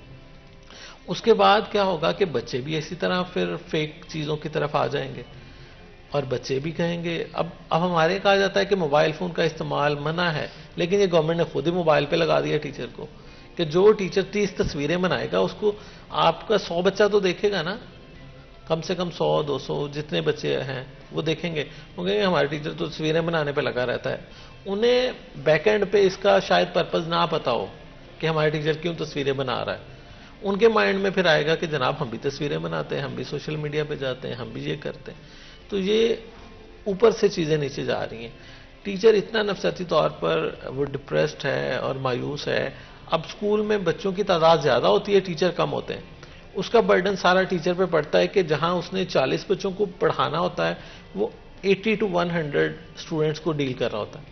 اب اتنے بچوں کو ڈیل کرنے میں ایک تو آپ کا سارے بچوں کے ساتھ انٹریکشن پاسبل نہیں رہتا کہ آپ کو ایون ہر کلاس کے ہر بچے کا نام بھی شاید پتا نہ ہو.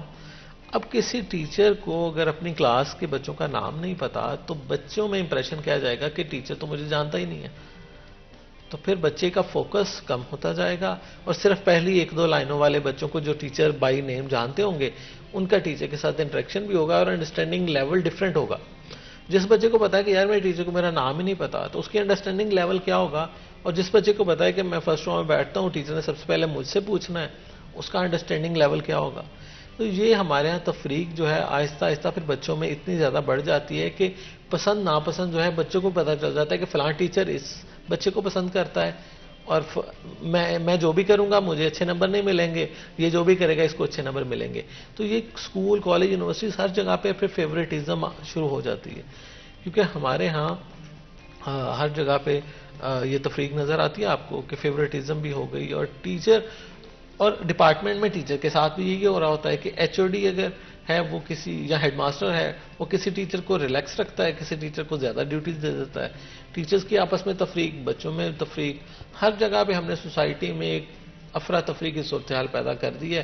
ہر بندہ ایک دوسرے سے وہ جیلس بھی ہو رہا ہے اور حسد بھی رکھ رہا ہے، اور اسی طرح سے پھر وہ کمپٹیشن نیگیٹو سینس میں چلا جاتا ہے. ایک کمپٹیشن ہوتا ہے پازیٹیو وے میں یہ پھر نیگیٹو وے میں چلا جاتا ہے. لوگ ایک دوسرے کی ٹانگیں کھینچنا شروع کر دیتے ہیں, ایک دوسرے کے خلاف شکایتیں شروع کر دیتے ہیں, اور یہ کلچر ہمیں سوسائٹی میں پھر عام نظر آتا ہے. کیونکہ یہی بچے جن کو ہم سمجھتے ہیں کہ شاید جو بچے پڑھ لکھ رہے ہیں وہ دوسروں سے ڈفرینٹ ہوں گے, لیکن ان کے اندر شاید وہ چیزیں اور زیادہ بڑھنا شروع ہو جاتی ہیں, اور یہ اور طریقے سے ڈیمیج کرتے ہیں سوسائٹی کو. کیونکہ یہ جہاں جائیں گے یہ ایک پوزیشن پر بھی ہوں گے, ایک مقام پر بھی ہوں گے, اور پھر جب یہ آگے جا کر وہی رویہ اپنائیں گے تو یہ اس سے زیادہ نقصان دیں گے, ایک ان پڑھ سے بھی زیادہ.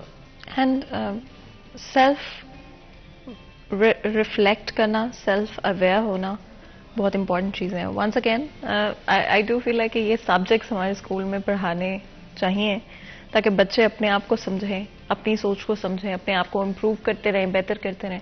لیکن یہ چیزیں نہیں کی جاتی ہیں جہانگیر. ہمیں عام طور پہ نظر آتا ہے کہ ایڈلٹس میں بھی اگر آپ دیکھیں تو اپنے آپ کو نہیں کبھی اینالائز کیا جاتا, اپنی غلطی مانی نہیں جاتی, اپولوجائز نہیں کیا جاتا. اور یہ رویہ ہمیں ٹیچرز میں, اسکولز میں, ایڈمنسٹریشن میں, ہر جگہ پہ ہمیں اوور آل سوسائٹی میں نظر آتا ہے. بچوں پر اس کا کیا امپیکٹ پڑتا ہے کہ بچے اپنے آپ کو اینالائز کرنا جانتے ہیں, اپنی غلطی ماننا جانتے ہیں؟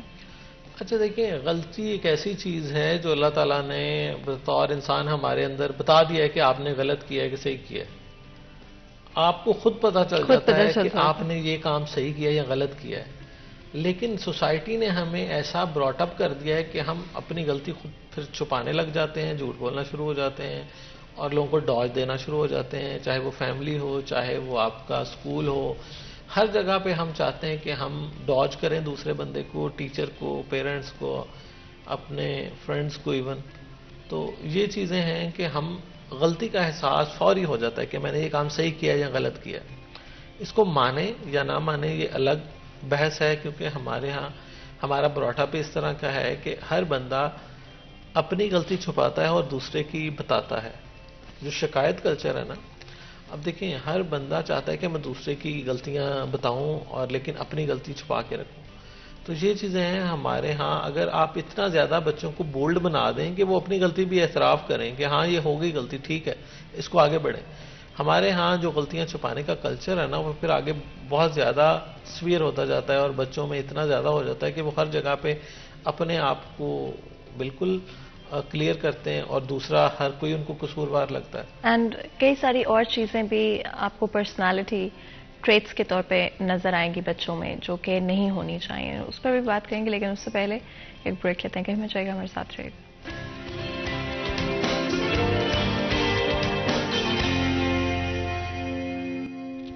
Welcome back. سٹی ایٹ 10 میں ایک دفعہ پھر آپ کو خوش آمدید کہتے ہیں. بریک میں جان سے پہلے گفتگو جاری تھی, ایجوکیشن سسٹم کی بات کر رہے ہیں, لیکن آف کورس ریلیٹ کر رہے ہیں اس کو ہمارے آج social construct and social issues کے ساتھ. کیوں آج ہمارے ایڈلٹس پاکستانی آپ کو ڈفرینٹ ایریاز آف لائف میں اسٹرگل کرتے ہوئے نظر آتے ہیں, اسپیشلی اگر مینٹل ہیلتھ کی بات کرتے ہیں, سوشل اسکلس کی بات کرتے ہیں, سافٹ اسکلس کی بات کرتے ہیں.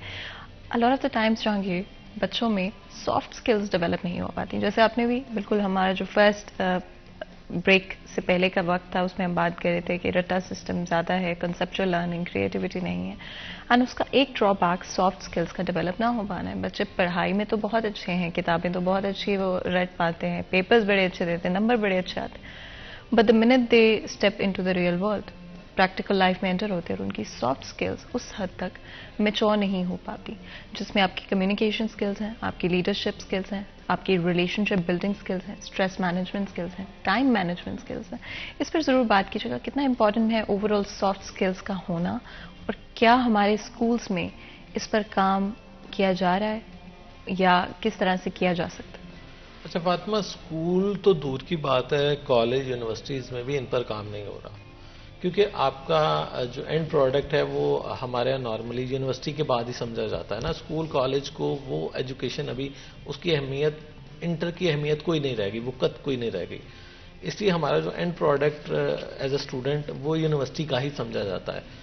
یونیورسٹی اسٹوڈنٹ میں سمجھتا ہوں کہ کوئی ایسی فوکس ان پر نہیں کیا جا رہا, کوئی ان کو ٹرین نہیں کیا جاتا, کوئی گائیڈ نہیں کیا جاتا کہ ان کو یہ ساری سکلز ان میں ان بلڈ ہو جائیں. اور اس میں کمیونیکیشن بہت امپورٹنٹ ہے جو فیوچر ہے آپ کا, کیونکہ بغیر آپ کسی سے بات کیے, بغیر آپ اپنا اظہار کیے, اپنا میسج کس طرح سے کنوے کر سکتے ہیں, کسی سے ڈیل کس طرح سے کر سکتے ہیں, آپ کو کسی بھی فیلڈ میں جانا ہو تو آپ جب تک اچھی کمیونیکیشن نہیں کر پائیں گے آپ اچھا رزلٹ نہیں دے پائیں گے. آپ چاہے ڈاکٹر بنیں, انجینئر بنیں, لیکن جب آپ کی اپنے within community, within organization, inter organization, intra organization اور آؤٹ سائڈ آرگنائزیشن, اگر آپ کی کمیونیکیشن نہیں ہوگی, اپنا میسج آپ کنوے نہیں کر پائیں گے, ایون آپ سائنٹسٹ بھی بن جائیں اور آپ کا میسج آگے کمیونیکیٹ نہ ہو تو اس کا بینیفٹ کوئی نہیں ہے. کیونکہ ریسرچ کا پرپز ہے سوسائٹی کو بینیفٹ دیں. آپ جو آپ نے تحقیق کی ہے اس میں کچھ آپ نے نتائج نکالے ہیں کہ یہ پرابلم ہے سوسائٹی میں, اس کو اس طرح سے سالو کیا جا سکتا ہے. لیکن اگر وہ سولوشن جو ہے وہ ایک الماری میں تھیسس کی شکل میں پڑا ہے تو اس کا بینیفٹ کوئی نہیں ہے جب تک اس کو آپ نے کمیونیکیٹ نہیں کیا. ایک اور اگر بات کریں تو سی وی, ان شارٹ جو ہماری جاب کے لیے اپلیکیشن ہوتی ہے, وہ اسٹوڈنٹ کو اپلیکیشن لکھنا نہیں آتی, سی وی لکھنا نہیں آتی, اور آپ کوئی بھی اگر آج ایک پوسٹ کریں کہ ہمیں سی وی چاہیے, جابس ہیں ہمارے پاس, تو آپ کے پاس جو 100-200 سی وی اکٹھی ہوں گی نا, ان میں سے ہر ایک کی سی وی ایک دوسرے سے ملتی جلتی ہوگی, کیونکہ سب نے کاپی پیسٹ کی ہے. اور کاپی پیسٹ بھی یہ کی ہے کہ صرف اپنا نام اس میں چینج کر لیا. اس میں جو ہر بندہ بہت آبجیکٹیو لکھتا ہے کہ میرے آبجیکٹیو یہ ہیں. آپ کسی سے آپ زبانی پوچھ لیں کہ آپ نے آبجیکٹیو میں کیا لکھا ہے, تو کسی کو نہیں پتا ہوگا کہ میں نے اپنی سی وی کے آبجیکٹیو میں کیا لکھا ہے, کیونکہ وہ ساری کاپی پیسٹ ہوتی ہے. سی وی کا پرپز تو یہ ہونا چاہیے کہ آپ اپنے آپ کی ایک پکچر دے رہے ہیں اگلے بندے کو, کہ اس کو انٹرویو سے پہلے آپ کے بارے میں ایک سرسری سا جائزہ لے لے کہ آپ ہیں کیا. اچھا, اس میں لوگ ایسی لکھ دیتے ہیں چیزیں جس کا سروکار ہی کوئی نہیں ہے. مطلب ہابیز میں لکھ دیتے ہیں مجھے موویز دیکھنا بہت پسند ہے, کہ موویز دیکھنے والے کو ہم جاب میں کیوں رکھیں گے پھر. تو اس طرح کی ایسی چیزیں لکھ دی جاتی ہیں جن کا جاب سے ریلیونسی نہیں ہوتی. آپ کسی کو اپنے بارے میں وہ چیزیں بتاؤ جو اس کی جاب کی نیچر سے ریلیٹڈ ہیں, اس کو لگے کہ یار یہ بندہ تو بڑا سوٹیبل ہے, یہ بڑا ریلیونٹ ہے. لیکن ہمارے ہاں ایسی ریلیونٹ چیزیں لکھ دی جاتی ہیں اور وہ پھر توقع کرتے ہیں کہ مجھے اچھی جاب ملے, اور پھر کہا جاتا ہے کہ جی سی وی پہ مجھے کبھی انٹرویو کے لیے کال ہی نہیں آئی. تو سی وی جب کاپی پیسٹ ہی ہوگی تو جس کی وہ سی وی ہے اس کو کال چلی گئی ہوگی. جہانگیر, یہ میں اس لیے ہنس رہی تھی اس پہ because I think we are all guilty of it at some point in time, کہ آپ سوچتے ہو کہ شاید ایک سرٹن طرح کی اگر آپ کی سی وی ہے اور اگر آپ ایک سرٹن چیزیں اس میں ڈال رہے ہو جو کہ شاید ریلیونٹ نہ ہوں, آپ پھر بھی آپ کو انٹرویو کالز آ جائیں گے, اینڈ آئی گیس آ بھی جاتی ہیں, بٹ آپ کو زیادہ آگے نہیں لے کے جائیں گے اگر آپ میچ اپ نہیں کر پاتے ان دا انٹرویوز. جو چیزیں آپ نے اپنی سی وی میں لکھی ہے eventually that's gonna back fire, اور آپ کو زیادہ پرابلم اس سے فیس کرنی پڑ سکتی ہے. جہانگیر, کتنا امپورٹنٹ ہے اسپیشلی کمیونیکیشن کی اگر ہم بات کریں, اگر ہم اوور آل ایک ریسرچ کی بات کریں جو ایک بڑا امپورٹنٹ کمپوننٹ ہے ایجوکیشن کا, کسی بھی سوسائٹی کے اسٹرکچر کا, بٹ کیا ہم لوگ ریسرچ کر رہے ہیں؟ اور اگر ریسرچ ہو بھی رہی ہے تو جس طرح آپ نے خود کہا کہ وہ کمیونیکیٹ اگر نہیں ہو رہی, تو کیا ہماری سوسائٹی میں یہ بات عام ہے کہ ہم کن جگہوں پر اچھا کریں, کن ایریاز میں بہتر کریں؟ اچھا فاطمہ, ایک سب سے بڑا مایوس کن جو کوشچن مارک یہ ہے کہ اگر کوئی بچہ کوئی ایسی ریسرچ, کوئی ایسا سوشل سائنسز کی میں بات کر رہا ہوں, کہ ایسا ٹاپک وہ لے لے جس میں سوسائٹی میں وہ کچھ چینج کرنا چاہے, تو اس کو ٹیچر کی طرف سے ہی سب سے پہلی رکاوٹ آتی کہ یار تم نے اپنی ڈگری مکمل نہیں کرنی. تو کیونکہ اس کو ڈرایا جاتا ہے کہ ایسے ٹاپک لو جو صرف فوری ہو جائیں, گھر بیٹھے ہو جائیں, کہیں جانا نہ پڑے, کہیں اسٹرگل نہ کرنی پڑے اور ٹائم نہ ویسٹ کرنا پڑے. اس کو کہا جاتا ہے اپنی ڈگری کمپلیٹ کرو اور تھیسی جمع کرواؤ اور ڈگری لے کے چلتے بنو. کوئی بھی کریٹیوٹی کے لیے آپ کو ٹائم بھی زیادہ چاہیے, آپ کو سولوشن کے لیے آپ کو زیادہ تگودو چاہیے, آپ کو لوگوں سے سروے بھی کرنا ہے, آپ کو لوگوں کے پاس بھی جانا ہے, لوگوں کے انٹرویوز بھی کرنا ہے. لیکن ہمارا اسٹوڈنٹ کے ساتھ ساتھ ٹیچر بھی اس چیز سے بھاگتا ہے, کیونکہ سپروائزر نے محنت کروانا ہے, بچے نے محنت کرنی ہے. یہ ون سائیڈڈ نہیں ہے کہ صرف اسٹوڈنٹ کہے کہ میں ریسرچ میں بڑا 30 مارکاں بن گیا ہوں, یا ٹیچر کہے کہ میں آپ کو ایک کمرے میں بیٹھے ہی ریسرچ کروا دوں گا. تو یہ چیزیں جو ہیں مایوس کن یہاں تک ہیں کہ ہمارے ہاں ایک تو تھیسس بکتے ہیں, لوگ کہتے ہیں جناب تھیسس ہم سے بنوائیں. اسائنمنٹ سے شروع ہوتا ہے, لکھا ہوتا ہے کہ اسائنمنٹ ہم سے لکھوائیں, تو وہ اسائنمنٹ سے چلتا چلتا تھیسس تک لکھوانے تک بات پہنچ جاتی ہے, اور تھیسس کاپی پیسٹ ہو رہے ہیں, اور اس میں بہت جگہوں پر ٹیچرز کی انوالومنٹ بھی ظاہری بات ہوتی ہے, کیونکہ ٹیچر کو کیسے پاسبل ہے کہ پتا ہو کہ یار یہ بچے نے کام خود کیا ہے یا اس نے کسی سے کاپی پیسٹ کروایا ہے. یہ پاسبل ہی نہیں ہے کہ ٹیچر لا علم ہو اس بات سے کہ یہ تھیسس اس بچے کا اپنا ہے یا اس نے کاپی پیسٹ کیا ہے یا کسی سے لکھوایا ہے. لیکن آنکھیں بند کی ہوئی ہوتی ہیں. یونیورسٹیز میں جا کے دیکھ لیں وہاں پر, اور اس کو کوئی بات سننے کو تیار نہیں ہے. اس کو سمجھتے ہیں کہ یہ شاید ٹیچر کی ریپیوٹ پہ ایک اٹیک ہے, لیکن یہ ایسی ریالٹی ہے جس کو ہمیں تسلیم کرنا چاہیے. اگر ہم کوئی چینج لانا چاہتے ہیں, ہم اپنے ایجوکیشن کو بینیفیشری بنانا چاہتے ہیں سوسائٹی کے لیے, یا ہم صرف اس بچے کے لیے اور ٹیچر کے لیے بینیفیشری بنانا چاہتے ہیں, یا تو یہ ڈیسائیڈ کر لینا کہ وہ ایجوکیشن صرف وہ بچے کے لیے اور ٹیچر کے لیے فائنینشیل بینیفٹ کا باعث بنے گی بس. اگر ہم بات کرتے ہیں کہ ایجوکیشن کا آؤٹ پٹ سوسائٹی کو جائے, تو پھر ہم نے اس ریالٹی کو تسلیم کرنا ہوگا اور اس کو چینج کرنا ہوگا, اور بچوں سے کام کروانا ہوگا, اور ٹیچر کو کام کرنا ہوگا, اور ایسے ایشوز پر کام کرنا ہوگا جو آپ بطور ٹیچر سمجھیں کہ سوسائٹی میں یہ چل رہا ہے اور اس کو ہم کس طرح سے بہتری کی طرف لے جا سکتے ہیں. بالکل, ہمارے ساتھ ایک کالر موجود ہے, بات کر لیتے ہیں. جنگ سے کالر ہے ہمارے ساتھ. السلام علیکم. وعلیکم السلام میم, جنگ سے میں عثمان علی بات کر رہا ہوں. جی, کیسے ہیں آپ؟ اسٹوڈنٹ فاؤنڈیشن کا پریزیڈنٹ ہوں, اور ہمارے پاس اسٹوڈنٹس کی بہت سی پرابلمس آتی ہے کہ ان کی جو آج کل بیسک پرابلمس ہیں نہ ان کے پاس میم اگر وہ 500 لے جاتے ہیں صبح, اور پیٹرول کے لیے 200 وہ لگ جاتے ہیں, اور 100 ادھر کچھ کھا لیا, اور اس کے بعد وہ کہتے ہیں کہ اب بہت مشکلات کا شکار ہے. وہ مجھے کہتے ہیں سر آپ کی, میں سٹی 41 کے تسلسل سے ان کی یہ جو بیسک پرابلمز ہیں نا آپ کے ساتھ شیئر کرنا چاہتا ہوں میم. جی جی بالکل. جنگ میں جیسے جنگ کی پڑھائی کو دنیا بھر میں مانا جاتا ہے میم, جنگ میں اتنا ٹیلنٹ ہے کہ یہاں جو بھی آئے ہیں نا انہوں نے کہا ہے کہ جنگ میں بے شمار ٹیلنٹ ہے, لیکن جنگ میں غربت بہت ہے.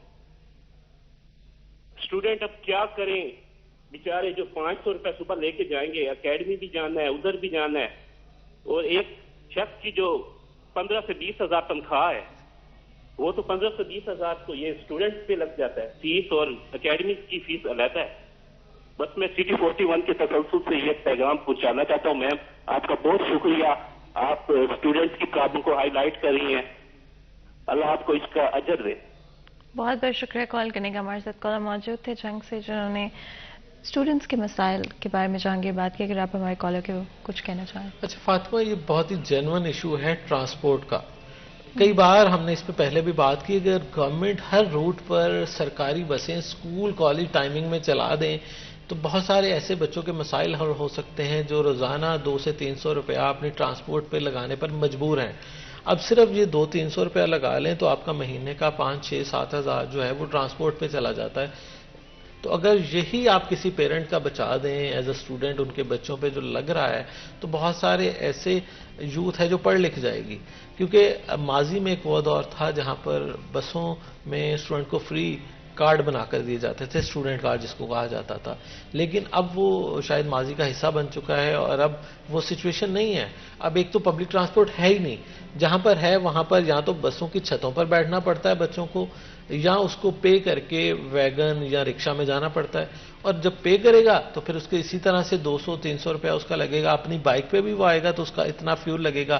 تو اگر گورنمنٹ ٹرانسپورٹ کا ایشو بچوں کا سالو کر دے تو میں سمجھتا ہوں بہت سارا برڈن جو پیرنٹس پہ اس وقت ٹرانسپورٹ کی مد میں ہے, فیول کی مد میں ہے, وہ اس سے ان کی جان چھوٹے گی, اور وہی وہ ایکسپینس اپنے بچے کی ہیلتھ پہ بھی لگا سکتے ہیں, اپنے بچے کی ایجوکیشن کی دیگر جو نیڈز ہیں اس کو بھی پورا کر سکتے ہیں. کیونکہ ہمارے ہاں فیس کلچر اتنا زیادہ ہو چکا ہے, اور اس کے علاوہ جو ہماری اکیڈمی کلچر اتنا زیادہ ہو چکا ہے کہ وہ جتنی اسکول کی فیس دینی ہے اس سے زیادہ اکیڈمی کی فیس آپ نے دینی ہے. تو یہ گورنمنٹ کو ریئلائز کرنا چاہیے کہ یہ ایک ایسا جینون ایشو ہے ٹرانسپورٹ کا کہ وہ گورنمنٹ اس میں بہت ناکام رہی ہے, اور نہ عام شہری کو ٹرانسپورٹ کی بہتر سہولت میسر ہے, نہ ایک اسٹوڈنٹ کو سہولت میسر ہے, نہ ورکنگ ویمن کے حوالے سے کوئی ایسی فیسلٹی موجود ہے کہ ان کو بھی ٹرانسپورٹ کی سیف جو سہولیات ہیں وہ فراہم کی جائیں. تو ہمارے ہاں گورنمنٹ صرف ٹرانسپورٹ کو اگر ٹیکل کر لے اور یہ فیسلٹی ہر ایک کے لیے بہتر طور پر پرووائڈ کر دے تو آپ کے فیول ایکسپینسز کم ہو سکتے ہیں, آپ کے بچوں کا برڈن جو پیرنٹس پہ پڑ رہا ہے وہ کم ہو سکتا ہے, اور الٹیمیٹلی بہت سارے وہ اسٹوڈنٹ جو صرف ٹرانسپورٹ کو لے کر اپنے بچوں کو کہیں نہیں بھیج سکتے, وہ بچے پڑھائی میں واپس آ سکتے ہیں. And I do feel like کہ کچھ ایشوز آج سے نہیں بلکہ بہت وقت سے چلتے آ رہے ہیں, اٹس اباؤٹ ٹائم کہ ان کے پہ کام کیا جائے, ان کو امپروو کرنے کی کوشش کی جائے. بٹ کیا ہماری گورنمنٹ کی پرائیورٹیز میں یہ شامل ہے؟ اور جو کرنٹ صورتحال ہے اکنامکلی پولیٹیکلی جس طرح سے ہم اسٹرگل کر رہے ہیں، کیا یہ ممکن بھی ہے کہ ہماری پرائیورٹی شفٹ ہو ایجوکیشن پہ؟ جہانگیر، کس حد تک ہمارے political, social and economical issues کا حل ہمارے ایجوکیشن سسٹم کی امپروومنٹ میں ہو سکتا ہے؟ اچھا، ہر چیز کا حل ایجوکیشن میں ہے، کیونکہ آپ پڑھائی اور ریسرچ اور ڈیولپمنٹ یہ ساری چیزیں ہمارے تعلیمی اداروں سے منسلک ہیں.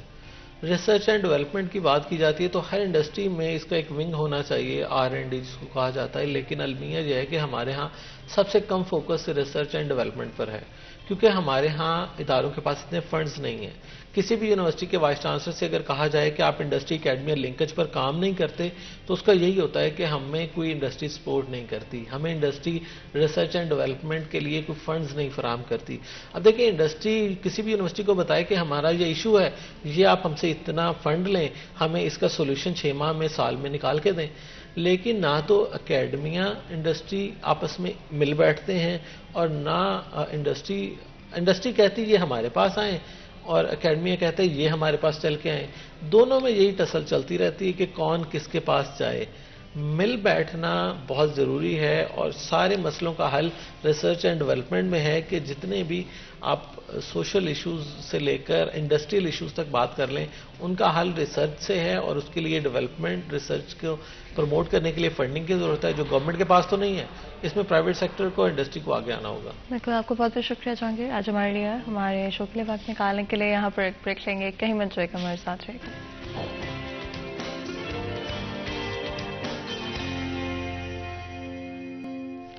Welcome back. سری 10 میں ایک دفعہ پھر آپ کو خوش آمدید کہتے ہیں. بریک میں جانے سے پہلے گفتگو جاری تھی، آج ہمارے فرسٹ ہاف ایجوکیشن کے حوالے سے تھا. ڈفرینٹ ایسپیکٹس ایجوکیشن سسٹم کے ہم نے ڈسکس کیا. آنے والے وقت میں کیا چیزیں بدلنے کی اور تبدیل ہونے کی ضرورت ہے. اس سے پہلے کہ اپنے نیکسٹ سیکشن کی طرف جائیں، اپنے نیکسٹ سیگمنٹ کی طرف چلتے ہیں. آج کے بھاؤ.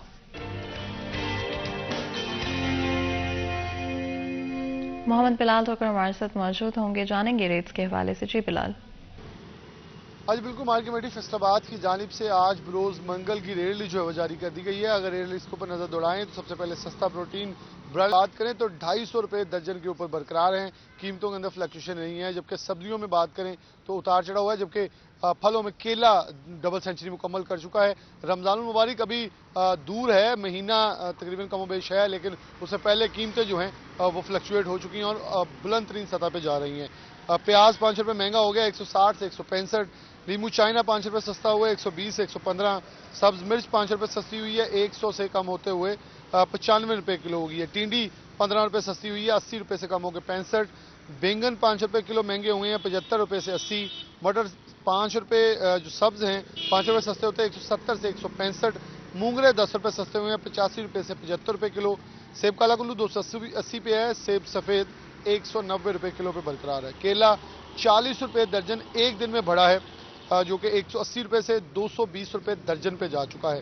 امرود 10 روپے مہنگا ہوا ہے، 125 سے 135 روپے کلو ہو گیا ہے.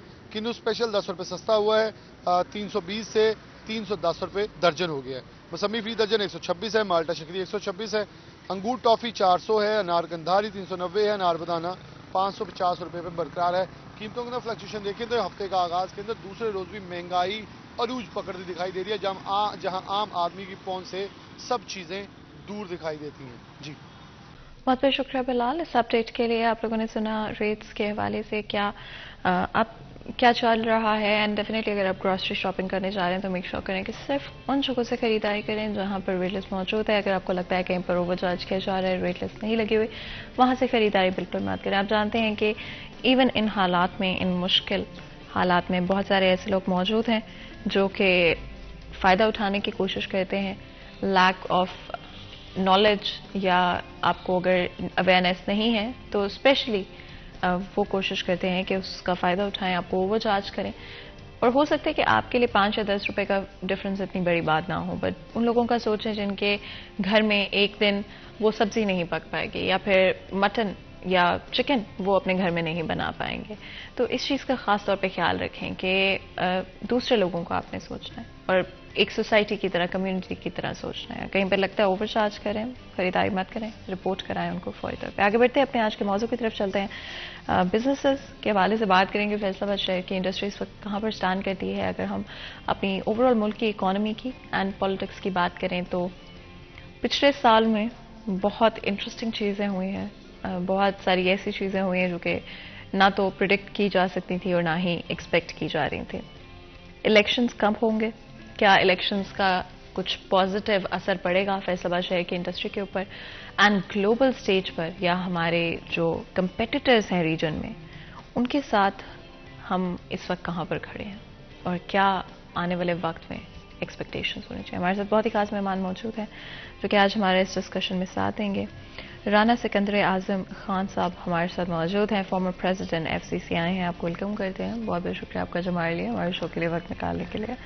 राना साहब, आप जानते हैं कि फैसलाबाद शहर अपनी इंडस्ट्री के लिए जाना जाता है, अपने बिजनेसेस के लिए जाना जाता है। इस वक्त कौन सी इंडस्ट्रीज अच्छा परफॉर्म कर रही हैं? बिकॉज डिफरेंट इंडस्ट्रीज यहाँ पर मौजूद हैं। सिर्फ टेक्सटाइल सेक्टर कई दफ़ा प्रोमिनेंट हो जाता है, बट अंडरलाइंग और भी बहुत सारी इंडस्ट्रीज यहाँ पर मौजूद हैं। कौन सी इंडस्ट्रीज बेहतर परफॉर्म कर रही हैं कंपैरेटिवली, एंड कौन सी इंडस्ट्रीज आपको लगता है कि इस वक्त खतरे में है? शुक्रिया फातिमा आपका और सिटी 41 का। देखें, ये है, आपने कहा कि इस वक्त कौन सी इंडस्ट्री जो है परफॉर्म कर रही है, तो मैं समझता हूँ कि इस वक्त के जो हालात हैं उनमें कोई एक भी ऐसी इंडस्ट्री नहीं है कि जिसे आप कहें कि ये कोई बेहतर पोजीशन में नज़र आ रही हो। आपकी महंगाई ने इस तरह का असर डाल दिया है तमाम इंडस्ट्री के ऊपर, तमाम तजारत के ऊपर, कि जिसका शायद इन द होल कोई ना अहाता करना बहुत मुश्किल है। अभी आपने देखा होगा कि ये IMF के कहने के ऊपर इन्होंने जो सब्सिडाइज रेट थे इलेक्ट्रिसिटी के और गैस के, वो विड्रॉ किए हैं गवर्नमेंट ने, और जिससे हमारी एक्सपोर्ट जो है वो बहुत ज़्यादा हिट होगी, और इसके मुतासर होने से आपकी इंडस्ट्री जो है वो तकरीबन ना चलने के बराबर है। अभी शायद आपको इस चीज़ का, चूँकि आपसे सारे लोगों का वास्ता रहता है, रोज़ आपके साथ आते हैं, आपका चैनल वो चैनल है कि तमाम जो लोगों की मुश्किलात हैं वो फौरी तौर पे सामने आ जाती हैं। कल ही आल पाकिस्तान जो टेक्सटाइल की जितनी तंजीमें, उन्होंने PHMA में बैठ के एक प्रेस कॉन्फ्रेंस की और उन्होंने एक अलार्मिंग जो सिचुएशन है उसका गवर्नमेंट को बताने की कोशिश की कि हम इस वक्त बहुत वहाँ पे पहुँच चुके हैं नो रिटर्न पे, कि अगर इससे कुछ थोड़ा सा और आगे हुआ तो मुल्क में एक हिजान और अनारकी फैलने की पेशबंदी हो रही है। वो कैसे? अब देखें, आपने ये किया कि आपकी एक्सपोर्ट इंडस्ट्री जितनी है, एक्चुअल ये पाकिस्तान की मार्केट नहीं है, आपने कुछ चीज़ें बाहर बेचनी है, एक्सपोर्ट से ही आपको आमदन होनी है। अब हमारे साथ जो 2-3 ममालिक हैं उनके साथ हमारा जो कंपटीशन है, अगर उससे हम बाहर निकल गए ना जी, तो वो हमारी जो मार्केट्स हैं वो कैप्चर कर लेंगे, और उसका नुकसान क्या होगा? उसका नुकसान होगा बेरोजगारी होगी, हमारी इंडस्ट्री बंद हो जाएगी। इंडस्ट्री सबसे बड़ा टूल है जो एम्प्लॉयमेंट का है, और जहाँ से लोगों को रोज़गार मिलता है, और जिसकी वजह से ये पाकिस्तान की जो रौनकें हैं ये बहाल हैं। और अभी तमाम डाउन साइजिंग की है, तमाम जितनी बड़े बड़े एक्सपोर्ट यूनिट थे उन्होंने 30 से 40% आप ये देखें, बजाय कि वो ग्रोथ की तरफ जाते। और बड़ी मैं समझता हूँ कि बदकिस्मती है इस मुल्क की कि चलते हुए सिस्टम को जब हम डिस्टर्ब करते हैं, मैं चूँकि एक ताजर हूँ और मैं नुमाइंदा हूँ अपने चैम्बर का और अपने ताजर बरादरी का, तो मैं तमाम लोगों की मुश्किलात जो हैं अपनी आंखों से देखता हूँ और वो मुझे बयान भी करनी चाहिए। लास्ट ईयर जब रजीम चेंज नहीं हुई थी तो पाकिस्तान की इंडस्ट्री एक बूस्ट की तरफ जा रही थी, और तमाम जितने आपके अदारे हैं वहाँ पे लिखा हुआ था वर्कर्स की ज़रूरत है, एक बैनर लगे होते थे हर जगह पे, और शॉर्टेज ऑफ वर्कर्स की थी। अब क्या हो रहा है? डाउन साइजिंग हो रही है। تو یہ ہمیں اس سے کوئی غرض نہیں ہے کہ کس کی گورنمنٹ تھی کس کی نہیں تھی. میں تو بات کروں گا کہ جو حالات تھے وہ بہتر تھے، اور آج اس وقت جو ہے بہت شدید ہم بحران کی کیفیت میں ہیں. اور خاص کر کے اچھا انڈسٹری یا صنعت کار کو ایک پرابلم آئے گی کہ اس کا جو ابھی اچھا ہم ڈبل فگر میں چلے گئے ہیں. پیٹرول 150 سے 300 کے قریب چلا گیا ہے. اسی طرح دوسری جو تمام ہماری را مٹیریلز ہیں وہ اتنے مہنگے ہو گئے ہیں کہ آپ تصور بھی نہیں کر سکتی. اب جہاں پہ کیپٹل کی ضرورت تھی، مثلا میں ایک مثال دینے کی کوشش کر رہا ہوں کہ آپ کو 10 لاکھ روپے سے آپ بزنس چلا رہے تھے، اب آپ کو چاہیے 30 لاکھ روپیہ. اب یہ شارٹیج آف کیپٹل جو ہے وہ بھی لوگوں کے پاس، اوپر سے انہوں نے مستزاد یہ کیا کہ ایک اور نیا کام کیا کہ بجائے انٹرسٹ ریٹ کم کرتے. اچھا بینکوں سے یہ عام لوگ نہیں مستفید ہوتے، نہ عام لوگوں کو قرضہ ملتا ہے، نہ ان کو تو کوئی بینک میں داخل نہیں ہونے دیتا. آپ کی انڈسٹری جو ہے اس کو ضرورت ہے. اب جتنا آپ کا کیپٹل کم ہوتا جا رہا ہے اب آپ کو اور کیپٹل کی ضرورت تھی. تو بجائے اس کے کہ آپ انٹرسٹ ریٹ کم کرتے انڈسٹری کو اور زیادہ فیسیلیٹیٹ کرتے، تو آپ نے انٹرسٹ ریٹ ہی 18-19 قائبر ریٹ کر دیا، اور ابھی جو اس کو بینک کی لینڈنگ ریٹ ہے وہ ملا کے یہ 20 سے 25% بن جاتا. مجھے بتائیں کون سا کاروبار ہے جو سروائیول کرے گا؟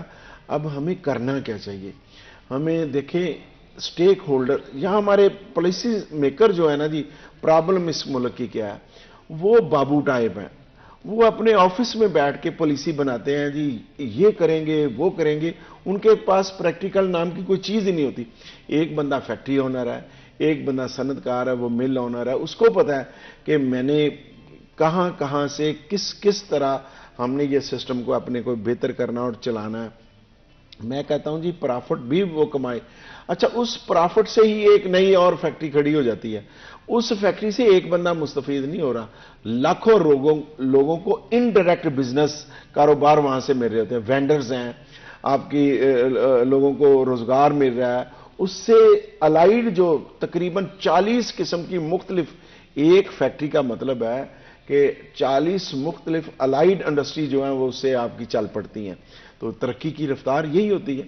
تو ہمیں سوچنا چاہیے کہ کیا ہم نے اسی طرح اگر رہے تو میں تو اللہ تعالیٰ سے دعا کرتا ہوں کہ یا اللہ اس سسٹم کو اس کو بہتر کر دے. لیکن یہ اشرافیہ جو ہے، اشرافیہ ہم صرف ایک ذہن میں آ جاتا ہے جی کہ شاید یہ جو صنعت کار ہیں یا تاجر ہیں یہ نہیں ہے. یہ ہماری جو بیوروکریسی ہے، ہماری جو اسٹیبلشمنٹ ہے، جو حکومت ہے، ان کو بیٹھ کے سوچنا چاہیے کہ ہمیں ملک کو آگے کیسے لے کے جانا. اب میرا آپ سے ایک اس قوم سے بھی سوال ہے، آپ سے بھی ہے. ہم نے دیکھنا یہ ہے کہ 2020 میں ہم کہاں کھڑے تھے، 2021 میں کہاں. اگر ہم ترقی کی طرف جا رہے ہیں، اگر ہماری ایکسپورٹس بڑھ رہی ہیں، ہماری امپورٹس کم ہو رہی ہیں، امپورٹ بھی ہونی چاہیے. اچھا ایک سیدھا سا سوال ہے کہ اگر میری آمدن 1 لاکھ روپیہ اس وقت ہے، اگر میں اگلے سال 2 لاکھ جاؤں تو میں خریداری بھی تو 2 لاکھ کی کروں گا نا. امپورٹ کو کم کرنا ہمارا مسئلہ نہیں ہے. اچھا اس میں اب ہوا کیا ہے، امپورٹ آپ نے جو کم کیا اس سے آپ کی مشینری ختم ہو گئی ہے. آپ کی مشینری نہیں آ رہی. آپ کے وہ پارٹس جو آپ کو بڑے ضرورت ہے آپ کی انڈسٹری کو اور نیڈ ہے ان کی، آپ نے ان کو روک کے آپ نے ایک انڈسٹری کو بند کر دیا. اسی طرح ابھی میرا کاروبار الیکٹرانکس کا ہے. میں آپ کو بتاتا ہوں کہ یہ امپیکٹ میں بتا رہا ہوں کہ جو پورے ملک میں ہر جگہ پہ نظر آئے گا کہ آپ نے غریب کی پہنچ سے ہر چیز نکال. اب فریج کوئی لگژری آئٹم نہیں ہے، پنکھا کوئی لگژری آئٹم نہیں ہے، سائیکل کوئی لگژری آئٹم نہیں ہے، موٹر سائیکل کوئی لگژری آئٹم نہیں ہے. اب جو اپنا کپڑے استری کرنے والی استری ہے وہ کوئی لگژری آئٹم نہیں ہے. جس ملک میں آپ دیکھیں کہ ابھی غربت کی یہ سطح ہے کہ جہاں پہ ایک بندہ کیش میں پنکھا نہیں خرید سکتا، سلائی مشین نہیں لے سکتا، واشنگ مشین، یہ کوئی لگژری آئٹم ہے کہ جو بندے کی ہر گھر کی ضرورت ہے وہ بھی ان کی پہنچ سے دور نکل چکے ہیں. ایک فریج جو پچھلے سال 10 مہینے پہلے 12 مہینے پہلے وہ 40-50 ہزار کی تھی، آپ سن کے حیران ہوں گی وہ 1,20,000 تک پہنچ چکی ہے. اسی طرح ہر چیز آپ نے لوگوں کی پہنچ سے دور کر دی. اب اچھا اس میں ہوا महंगाई हो गई। अच्छा, महंगाई की रफ्तार जो है वो 30 से 40% जा रही है, कि उसका जो ग्राफ है वो 40% पे है। अच्छा, आपकी जो इनकम और सैलरीज हैं, खास करके वो पर्सन जो दिहाड़ीदार तबका है या जो एक फिक्स पे काम करते हैं, वो आपकी बहुत थोड़ी है। अब मुझे बताएं कि वो तो पहले ही बहुत डिस्टर्ब थे, अब उनका किचन चलना तो बिल्कुल बंद हो गया। ये हैं वो मसाइल। हम सिर्फ देखते हैं चंद लोगों को।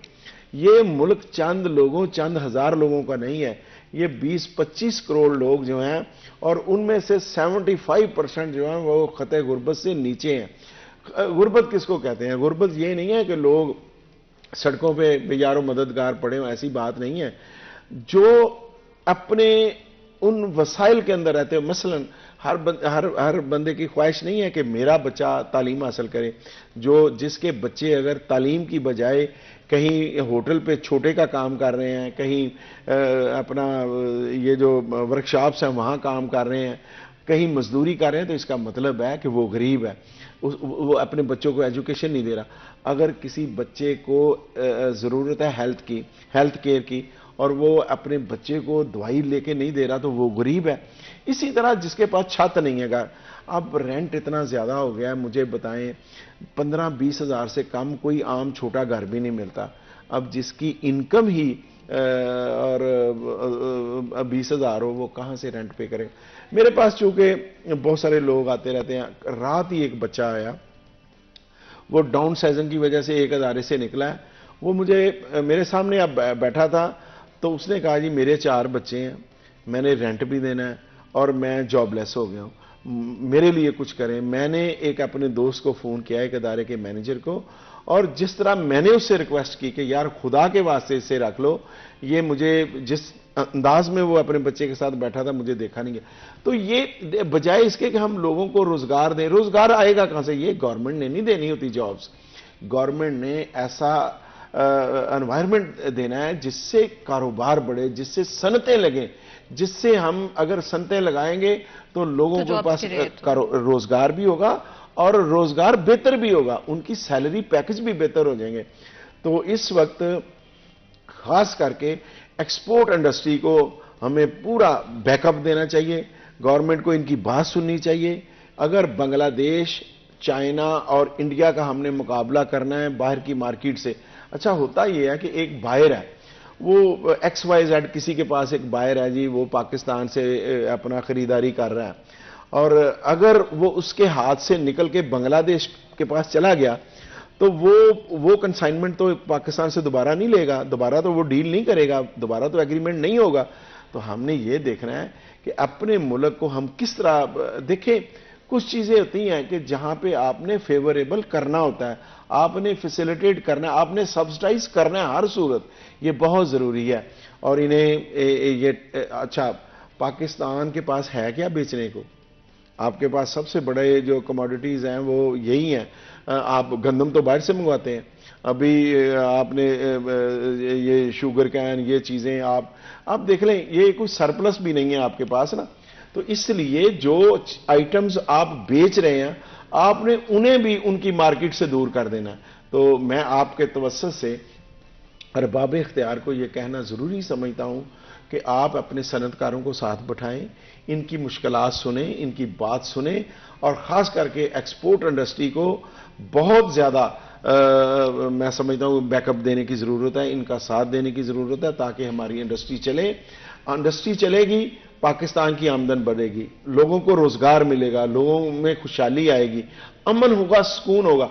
अगर आप लॉ एंड ऑर्डर की सिचुएशन देखें तो इसमें नो डाउट कि कुछ क्रिमिनल लोग होते हैं, एंड मैं जरूर चाहती हूँ कि इस एस्पेक्ट की बात करें जहां पर लाइक आई सेड बिफोर कि बहुत सारे लोग इस सिचुएशन का फायदा उठाते हैं, गलत तरीके से लोगों को गुमराह करने की कोशिश करते हैं। लेकिन इससे पहले कि मजीद गुफ्तगू करें, ब्रेक लेते हैं। कहीं में जाएगा, हमारे साथ रहेगा।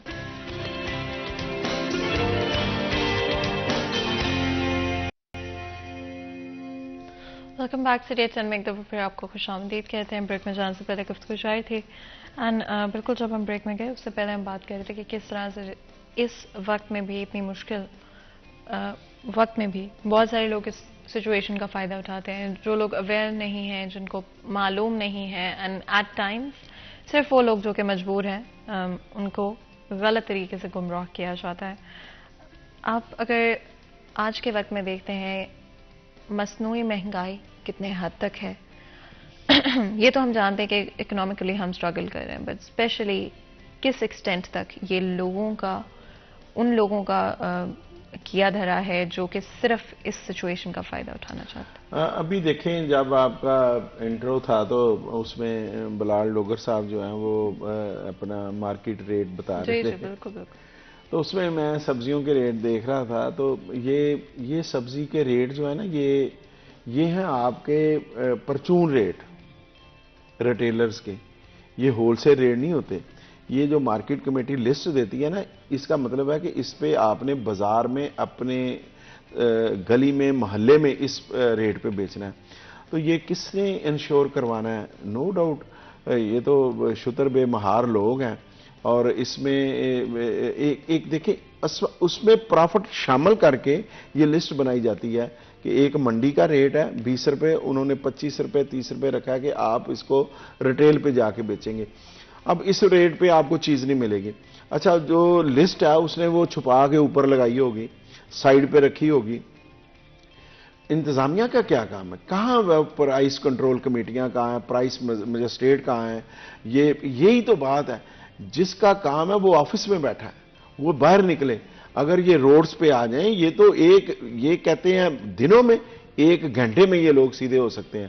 ان کے لیے کوئی معافی نہیں ہونی چاہیے. جو ریٹ لسٹ صحیح نہ لگائے, جو ریٹ پہ بیچے نہ, ان کو بھاری جرمانے کرنے چاہیے, ان کو اندر کرنا چاہیے. یہ 20 دن اندر رہے نا جی, یہ ملک کو کہیں پہ نا جی کھیت میں کسان نے ایک کوا ٹانگا ہوا تھا مار کے نا, تو کسی نے اس سے پوچھا جی کہ یہ آپ نے کھیت میں کوا جو لٹکایا ہوا ہے, تو اس نے کہا کہ پتر کھیت کو بچانے کے لیے ایک کو لٹکانا ہی پڑتا ہے. بات سمجھیے, یہ کسی کو تو یہ اگزامپل سیٹ کریں. آپ نے دیکھیں یہ مصنوعی مہنگائی ہے, اور نو ڈاؤٹ کہ مہنگائی بھی ہے مختلف چیزیں, لیکن جو آپ نے مارکیٹ کمیٹی نے جو آپ کو ریٹ دے دی ہیں اس پہ آپ کیوں نہیں بیچتے؟ یہ لوگ ناقابل معافی ہیں. اچھا, دوسری چیز ہے کہ ہمیں بھی کرنا چاہیے کہ کنزیومرز کو بھی, کہ آپ اپنی ضرورت کی چیز, اور آپ بحث بھی کریں کہ آپ ریٹ لسٹ لگاؤ جی, ریٹ پہ میں نے لینا, نہیں تو آپ پھر اس کی جہاں پہ شکایت ہے وہ بھی کریں. اچھا, میں آپ سے یہ بھی پوچھنا چاہ رہی تھی, ٹیکسز کے حوالے سے کیا صورتحال ہے؟ اب جو بجٹ ریلیز کیا گیا ہے کچھ وقت پہلے ہی, اس میں ہر چیز کے اوپر ٹیکس لگا دیا گیا ہے. دیکھیں, یہ جس طرح کا اس کا امپیکٹ آنا چاہیے نا جی, یہ ٹیکس لگانے کا مطلب یہ نہیں ہے کہ آپ 170 ارب کے ٹیکس لگا دیں اور اس میں سے آپ 150 ارب روپے کی نئی گاڑیاں خرید لیں, اپنے آفس لیوش کر لیں, آپ اپنا جو آفیسرز کا لیونگ سٹینڈرڈ ہے اس کو کر لیں, اور آپ ان کو ابھی دیکھیں نا, گورنمنٹ نے 170 ارب روپے کا ساتھ میں ٹیکس لگائے ہیں. 150% آپ نے گریڈ 70 سے 22 والوں کو آپ نے الاؤنسز نئے اناؤنس کر دیے ہیں. آپ نے نئی گاڑیاں منگوائی ہیں ابھی FBR کے لیے کہ 150 گاڑی نئی آ رہی ہے. یہ دیکھیں, جو نیوز ایسی آتی ہیں نا جی, وہ آپ لوگوں کو ڈسٹرب کرتی ہیں کہ آپ, اچھا کبھی آپ ان دفاتر میں جائیں, یہ تمام گورنمنٹ آفیشلز کے, آپ ACCT سے لے کے کمشنر تک کے, اور ایک SHO کے آفس سے لے کے آپ RPO آفس, اسی طرح FBR کے تمام آفس میں جا کے دیکھیں ماحول کیا ہے. وہاں پورا یہ ہے کہ جیسے یہ بادشاہ ہیں اور ہم ان کے غلام ہیں. ان کا وہ آپ اس طرح تو آپ یورپ کا کوئی آفس نہیں ہوگا جتنی انہوں نے انٹیریئر جو اتنا مہنگا لگایا ہوا ہے, اس طرح کا انہوں نے کر دیا ہے کہ وہ ایسے لگتا ہے جیسے کہیں ہم نمائش میں آ گئے ہیں. وہاں انہوں نے ایسی چیزیں یونیک اور انٹیک جو ہے وہ لٹکائی ہوئی ہیں. آفس کا فرنیچر اتنا مہنگا, اور وہاں کا جو دبدبا, روب, یہ چیزیں ہم افورڈ نہیں کرتے. ہمیں سادگی کی طرف آنے چاہیے. بھئی آپ مسلمانوں کی میراث تو دیکھیں کیا تھی, نبی پاک صلی اللہ علیہ وسلم کی زندگی دیکھیں کیا, حضرت عمر فاروق رضی اللہ جو پوری دنیا میں سمبل ہیں اور جن کا لا یورپ میں وہ چلانے کی کوشش کرتے ہیں، وہ تھے جن کے دور میں بچوں کو بھی دودھ ملتا تھا اور لوگوں کو یہ سوشل جو اپنا لوگوں کو کم از کم پاکٹ منی یہ سارا یہ حضرت عمر فاروق اور وہ دیکھیں کس طرح کی زندگی گزارتے تھے کہ آپ کے سرانے کے نیچے بھی پتھر کا سرانا تھا آپ کا. تو یہاں ہم دیکھیں یہ چھوٹے چھوٹے آفیسرز اب بھی دیکھیں، ہم اگر آپ افورڈ کریں تو آپ ان کو ہیلی کاپٹر لے دیں، آپ ان کو جیٹ جہاز لے دیں. اور بھائی قوم تو قرضوں کے نیچے دبی ہوئی ہے، پاکستان کہاں پہ کھڑا ہے؟ آپ ارد گرد میں دیکھیں سینکڑوں، یعنی کسی کے پاس $400 بلین ہے، کسی کے پاس $200 بلین ہے، کسی کے پاس کچھ ہے، اور ہمارے پاس کیا ہے؟ $2.5 بلین ہے ہمارے پاس. تو ہم یہ چیزیں افورڈ نہیں کرتے. ہمیں چاہیے کہ ہم سادگی اپنائیں، سادگی میں آپ کی طاقت ہو. ان لوگوں نے جو سرکاری اہلکار ہیں، جو سرکار ہے، انہوں نے اپنی طاقت بنا لیا کہ ہم نے ویگو ڈالے میں جانا ہے، ہم نے 4-10 اب ایک کوئی آفیسر جا رہا ہے. ایلیٹ فورس بنی تھی، یہ میں حقیقتیں بیان کر رہا ہوں، ایلیٹ فورس بنی تھی ڈاکوؤں کو پکڑنے کے لیے. اب جتنی ایلیٹ فورس ہے نا جی، وہ آپ آفیسر کے پیچھے 2 گاڑیاں آگے چل رہی ہیں تو 2 پیچھے چل رہی ہوتی ہیں. ان سے وہ جو ٹریننگ آپ نے ان کو آرمی والی دلوائی تھی کہ یہ لوگ جو ہیں مقابلہ کریں گے ڈاکوؤں کا، چوروں کا، اور ان سے آپ نے ان کو لگا دیا اپنے اسکارٹ میں. تو یہ چیزیں ہیں کہ جب تک ہم اپنی سادگی نہیں اپنائیں گے، اس ٹیکس اکٹھے کرنے کا کوئی فائدہ نہیں. اچھا ٹیکس ہوتا گیا ہے، ایک روپیہ بڑھتا ہے تو جو مینوفیکچرر ہے وہ بھی، اور دوسرا جو آگے بیچنے والا وہ 1 روپے کی بجائے 10 روپے بڑھا کے آگے کر دیتے ہیں. تو ہم نے ان چیزوں سے بچنا ہے اور ان چیزوں کو ہم نے ریشنلائز کرنا ہے، تو پھر ہم جا کے کوئی بہتر ہوں گے. ہم نے بنا لیا جی کہ ٹیکس لگانے ہیں، ٹیکس او بھائی ٹیکس لگاؤ، ٹیکس کا کوئی فائدہ بھی تو نظر آنا چاہیے نا. اب ہم نے IMF کے کہنے کے اوپر ٹیکس لگا دیے ہیں اور بالکل میں انہیں جسٹیفائی نہیں کرتا. میں سمجھتا ہوں کہ انہوں نے بالکل ناجائز اور مہنگائی کا ایسے ہی. اچھا اب دیکھیں لوگوں کے پاس کوئی خریدنے کے لیے پیسے ہیں تو چیز کوئی نہیں مل رہی. وہ لوگ جن کے پاس قوت خرید نہیں ہے انہیں وہ تو آٹے کے لیے. اب دیکھیں کہ گورنمنٹ نے ریٹ آٹے کا جو 2200 روپے کلو من تھا، ابھی 6000 روپے من ہے. اور آپ دیکھیں جہاں پہ ٹرک کھڑے ہوتے ہیں 400 بندہ لائنوں میں لگا ہوا ہے. یہ تو ہم نے ملک کا حال کیا ہوا ہے.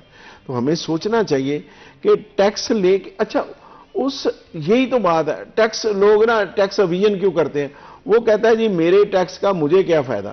نہ آپ کے ترقیاتی کام ہو رہے ہیں، نہ آپ کو ہیلتھ کی فیسلٹی مل رہی ہے، نہ آپ کے بچوں کو ایجوکیشن مل رہی ہے کوئی. اچھا پرائیویٹ یہ سیکٹر ہے، اب وہاں دیکھیں کہ اچھا کوئی نیا میڈیکل یونیورسٹی یا کالج نہیں بنا، نئی یونیورسٹیاں نہیں آپ بنا رہے.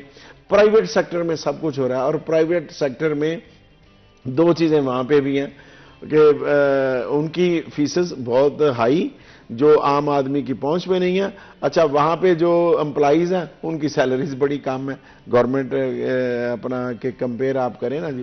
تو یہ ساری چیزیں مل کے میں سمجھتا ہوں یہ ملک ہمارا ہے، ہم سب نے مل کے اس کو سوچنا ہے. خاص کر کے وہ لوگ جو اس ملک کو چلانے والے ہیں. میری تو ان سے استدعا ہے کہ آپ اس ملک کا سوچیں، اس ملک کے لیے آپ نے سمبل بننا ہے. اب مجھے بتائیں مشکل گھڑی میں ملک ہے، جیسے ہم عام کو بندہ ہو قرضوں میں پھنس جائے تو وہ کیا کرتا ہے؟ وہ اپنی موٹر بائک بیچ دیتا ہے، وہ کار بیچ دیتا ہے، وہ اپنا قرضہ اتارنے کے لیے کوئی اس کے پاس اضافی پلاٹ ہو وہ بیچ دیتا ہے. تو یہ ہمارے حکمران کیوں نہیں کرتے؟ یہ ہمارے جن لوگوں نے دیکھیں 75 سال میں اس سے یہ بینیفیشری کون ہے؟ بینیفیشری عام آدمی تو نہیں ہے. جو بینیفیشری ہیں جنہوں نے اس ملک سے سینکڑوں کنالوں میں گھر بنائے ہیں، باہر بنائے ہیں، یہاں پہ پیسہ انہوں نے اکٹھا کیا ہو. بھائی خدا کے لیے آپ ایک بار اس ملک کو قرضہ دے دو. آپ یہ نہیں ہے یہاں اب دیکھا یہ چند دن پہلے، یہ کوئی ایسی باتیں نہیں میں کر رہا کہ جو بڑی کوئی خوفناک ہیں یا ایسی چیزیں. ابھی جو M6 موٹر وے بن رہی تھی سندھ میں، وہاں سے ڈپٹی کمشنر کے گھر سے $کروڑوں کروڑوں روپیہ اور کلوؤں کے حساب سے سونا اور یہ ساری چیزیں ملی ہیں. اسی طرح بلوچستان میں جو سیکٹری پکڑے گئے تھے مشتاق رئیسانی، ان کے گھر سے واشنگ مشینوں سے پیسے نکلے. وہ خدا ابھی نا گورنمنٹ سب سے پہلا کام کیا کرے, 5,000 کا نوٹ بند کر دے فوری طور پہ. یہ 5,000 کا نوٹ رشوت کا سب سے بڑا سبب بنا ہوا ہے, اور ابھی بند کر دے اور کہے جی کہ یہ سب لوگ 5,000 کا نوٹ جس کے پاس ہے وہ بینک میں جمع کرا دے, 1 سال کے بعد پاکستان اسے گورنمنٹ واپس کرے گی. میں بات کر لوں, گورنمنٹ پاکستان اسے واپس کرے گی, یہ آپ کے پاس $400 بلین اکٹھا ہو جائے گا. اتنا پیسہ لوگوں کے پاس یہ رشوت کا پیسہ پڑا ہوا ہے. اس سے سملر کوئی چیز انڈیا میں بھی کی گئی تھی اینڈ اس کا فائدہ ہوا ہے. بالکل اس کا فائدہ ہم نے ہوتے ہوئے دیکھا. اگر عمران صاحب ہم ٹیکسٹائل انڈسٹری کی طرف آ جائیں, گورنمنٹ کی طرف سے اس وقت کیا پلانس ہیں انڈسٹری کو لے کر, اور کیا ہم کمپیٹیٹو ہیں ابھی بھی ریجن میں؟ میں نے تو وہ پہلے بتا دیا ہے کہ ابھی انہوں نے نکال دیا ہے, پہلے ہی نہیں تھے. پہلے ہی ہماری بجلی, گیس اور ان چیزوں کے اور رار مٹیریل کے ریٹس اتنے ہائی ہیں کہ ہم پہلے ہی ان کا مقابلہ نہیں کر رہے تھے. ابھی جو انہوں نے IMF کے کہنے پہ یہ ہمارے ٹیکسٹائل سیکٹر کو تمام ایکسپورٹ انڈسٹری کو جو سبسڈائز یہ ریٹس پہ بجلی اور گیس دے رہے تھے اسے انہوں نے ختم کر دیا ہے. اور اس لیے یہ سارے لوگ سراپا احتجاج ہیں اور بالکل جائز ہیں. ان لوگوں کو یہ ہیں سٹیک ہولڈر, یہ پاکستان کے وارث ہیں. جو میں گھر میں آپ پھر مثال دوں گا, گھر میں آپ سب سے لاڈلا کسے کہتے ہو؟ جو کمائی کر کے لاتا ہے. سب سے معتبر کون ہوتا ہے؟ جو آپ کے لیے پیسہ اکٹھا کر کے لاتا ہے باہر سے, اپنے دکان سے, کاروبار سے, ملازمت سے جو پیسہ لے کے جائے, وہ ہے نا گھر کا. ایک بندہ سارا دن سوئے, وہ ہے. یہ سونے والے جو ہیں وہ ان لوگوں کا پیسہ کھاتے ہیں. یہ ایکسپورٹر جو ہیں, جو صنعت کار ہیں, جو تاجر ہیں, ان لوگوں کو ٹیبل پہ بٹھائیں, ان سے پوچھیں کہ جی کیا ہونا چاہیے پاکستان کو. جو بندہ کل سائیکل سوار تھا آج اس نے ایک انڈسٹری لگائی ہے, کل کو جو ملازمت کرتا تھا آج وہ بگ گن بن گیا ہے, تو اس سے پوچھیں نا جی ترقی کا راز کیا ہے. وہ بابو تو نہیں بتائے گا. یہ اس میں کوئی شرمانے والی بات نہیں ہے. میں ان لوگوں کو سلیوٹ پیش کرتا ہوں کو جو آج سے 20 سال 30 سال پہلے 10 سال پہلے کہیں ملازمت کرتے تھے, اپنا کوئی کاروبار نہیں تھا, آج وہ امپائرز کھڑی کر کے بیٹھے ہیں, تو وہ قابل تحسین ہے. میں ان پہ فخر کرتا ہوں کہ انہوں نے محنت کی, انہوں نے وہ خود روزگار کسی پر ملازمت کرتے تھے, آج وہ روزگار دینے والے ہیں, آج وہ اس پاکستان کی ترقی میں ان کا حصہ ہے. ان لوگوں کو آپ لے کے بیٹھے تو آپ کوئی ایسی, یہ کوئی سائنس نہیں ہے, یہ کوئی آپ نے کوئی ایسی چیزیں نہیں ہیں جس کا یہ لوگ ہیں. وہ کراچی سے ہوں, فیصل آباد سے ہوں, فیصل آباد میں 20 لوگ ایسے ہیں جنہوں نے ماشاءاللہ بہت کاروبار کیا, بزنس کیا اور پاکستان کو ترقی کی مراج پہ پہنچایا اور پاکستان کا نام روشن کیا. ان لوگوں کو آپ بٹھائیں. اینڈ ریسنٹلی ایک پریس کانفرنس بھی کی گئی, اس میں کیا بات چیت ہوئی تاجروں کی طرف سے فیصل آباد شہر کے, کس طرح کے مسائل کو انہوں نے ہائی لائٹ کیا؟ دیکھیں سب سے بڑے مسئلے جو ہیں نا جی ہمارے کالی جو ہوئی ہے وہ یہی ہوئی ہے کہ جو انہوں نے یہ ریٹس جو ہیں نا جی سبسڈائز وہ وڈرا کیے ہیں, وہ بہت ضروری ہے. ابھی میرا خیال ہے 1-2 دن میں یہ کشمیر برج پہ اپنا پروٹیسٹ بھی کرنے جا رہے ہیں پوری فیصل آباد کی تاجر برادری. تو میں سمجھتا ہوں میسج ہونا چاہیے, اس شہر کے لوگوں کو سوچنا چاہیے, اس شہر کے تاجروں کو سوچنا چاہیے کہ آپ کے اندر یونٹی ہونی چاہیے, آپ کے اندر اتفاق ہونا چاہیے. ہم نے اپنی 1.5 اینٹ کی مسجد بنائی ہوئی ہے. میں تمام تاجر تنظیموں کو کہوں گا کہ پارٹیوں سے ہٹ کے آپ سب سے پہلے مسلمان ہو, پاکستانی ہو, پھر تاجر ہو. اچھا, یہی پہلا سٹیپ ہمیشہ ہونا چاہیے کہ آپ ایز اے پاکستانی سوچیں, آپ ایز اے مسلمان سوچیں, نہ کہ آپ یہ سوچیں کہ کس پولیٹیکل پارٹی کے ساتھ آپ زیادہ بہتر الائن کرتے ہیں. مزید گفتگو کریں اس سے پہلے ایک بریک لیں گے, کہیں مت جائے گا, ہمارے ساتھ رہے گا.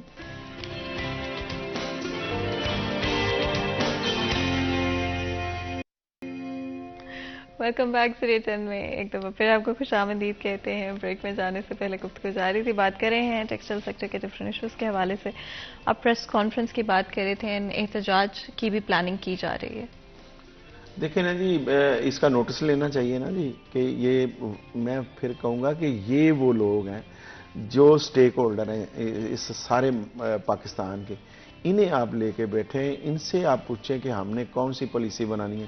ابھی جو گورنمنٹ ہے اس کے پاس ٹیکسٹائل منسٹر 85 منسٹرز ہیں, لیکن ان کا کوئی ٹیکسٹائل منسٹر نہیں ہے. اچھا ٹیکسٹائل منسٹر کہاں سے ہونا چاہیے؟ فیصل آباد سے ہونا چاہیے.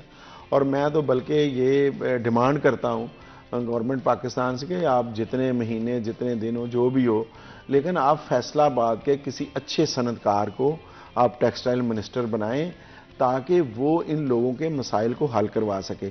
ایک تو اسے پتا ہے کہ دو چیزیں ہیں, انہیں پتا ہے کہ ہمارے مسائل کیا ہیں, ہم نے ان کو کس طرح ایڈریس کرنا ہے, دوسرا ہم نے ایکسپورٹ کو کس طرح بڑھانا ہے, کون سے ٹولز ہیں جو ہم میئرز اختیار کریں گے تو پاکستان کی جو ایکسپورٹ ہے وہ بڑھے گی, تیسرا ہم نے پاکستان کے لیے کیا کرنا ہے. سب سے فرسٹ پاکستان ہے. اگر پاکستان ہے تو ہم ہیں, اگر پاکستان مسائل میں گرا ہوگا تو ہم بھی مسائل میں گریں گے. تو ہم سب کو شکر ادا کرنا چاہیے اللہ تعالیٰ کا کہ اللہ تعالیٰ نے دنیا کا بہترین خطہ ہمیں دیا ہے, یہاں کسی چیز کی کمی نہیں ہے. اب یہ کہتے یہ میرا خیال ہے فیصل آباد کی ڈیمانڈ ہے کہ جی آپ یہاں سے ایک صنعت کار کو, پھر میں دہرا رہا ہوں کہ یہاں سے ایک صنعت کار کو ابھی آپ منسٹر بنائیں, ٹیکسٹائل منسٹر, اور آپ دیکھیں پھر اس کا رزلٹ بھی آئے گا.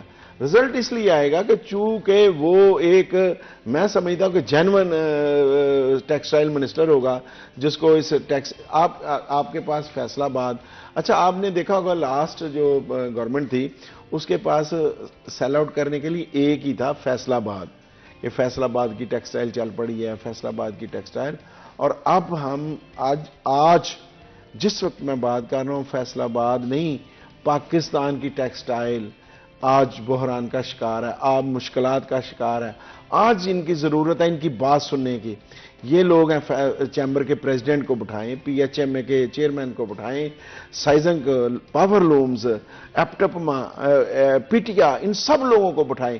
یہ لوگ ہیں صحیح جو مسائل کو سمجھتے ہیں اور مسائل کو حل کرنے کی ان کے اندر کیپیسٹی بھی ہے. یہ کیپیسٹی آنر لوگ ہیں تو جنہوں نے انڈسٹری کو چلایا ہوا ہے, ایک نہیں 4 انڈسٹریز یہ چلا رہے ہیں اور کامیابی سے چلا رہے ہیں. ان لوگوں کو آپ لے کے بیٹھیں اور انشاءاللہ تعالی یہ میں ہمیشہ, کیونکہ اسلام میں بھی ہے کہ مایوسی کفر ہے, ہمیں مایوس نہیں ہونا چاہیے. ہاں مسائل ہمارے اپنے پیدا کرنا ہے, اس میں بہت سارے لوگوں کا عوامل ہے. ہمارا کام صرف تنقید کرنا نہیں ہے.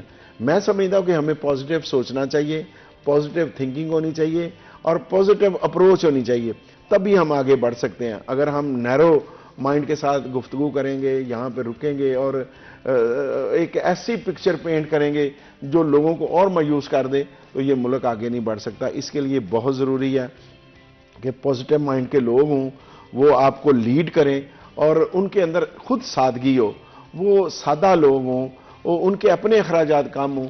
یہ ہم افورڈ نہیں کرتے آپ نا کہ لاکھوں, ایک طرف آپ کسی کو 30 لاکھ روپیہ سیلری دے رہے ہو اور ایک طرف کہیں پہ آپ 18,000 سیلری دے رہے ہو.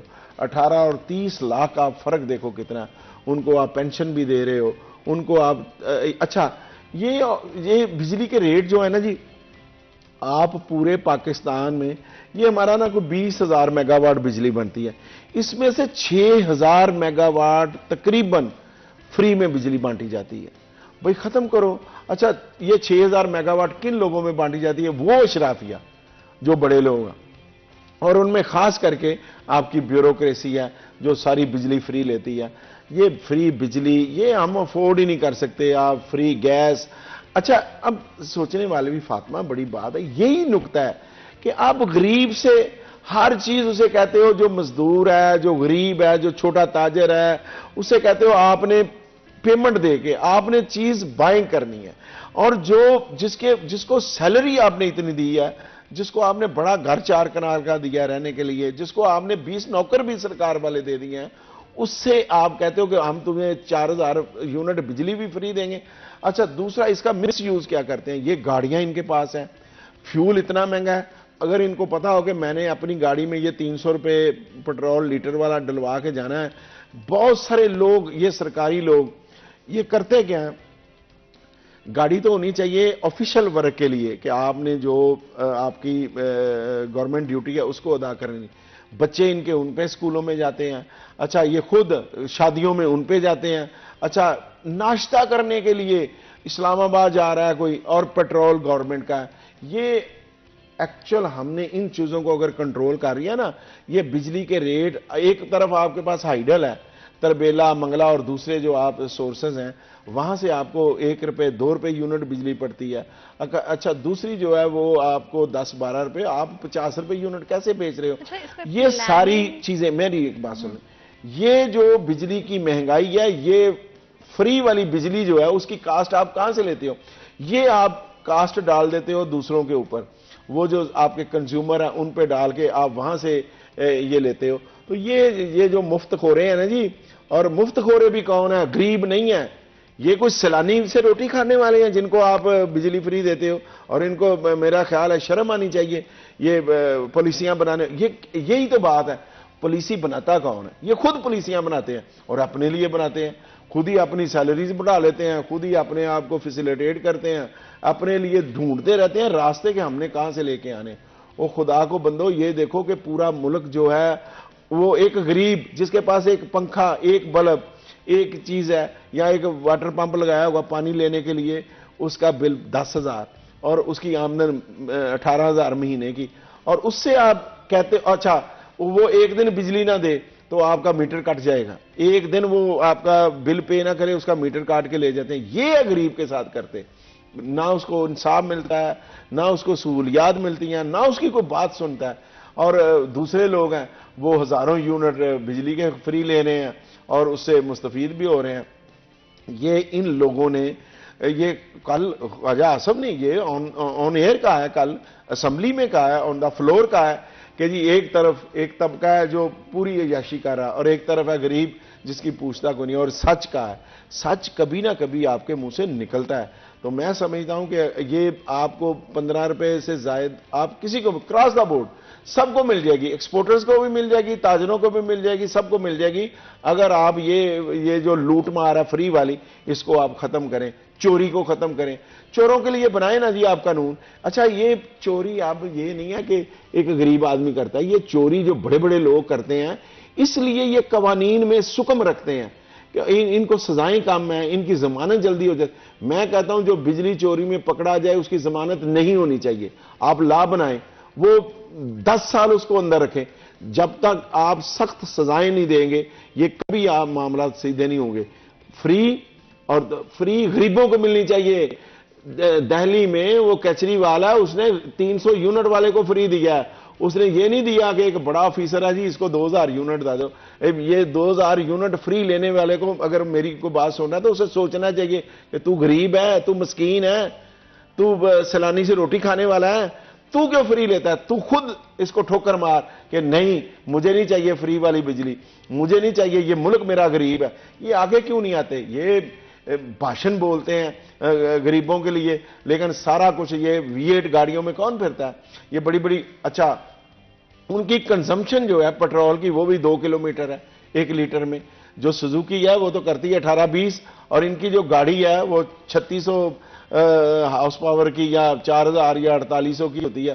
ایک بندہ اور ٹھنڈے اے سی لگائے ہیں پھر رہے ہیں.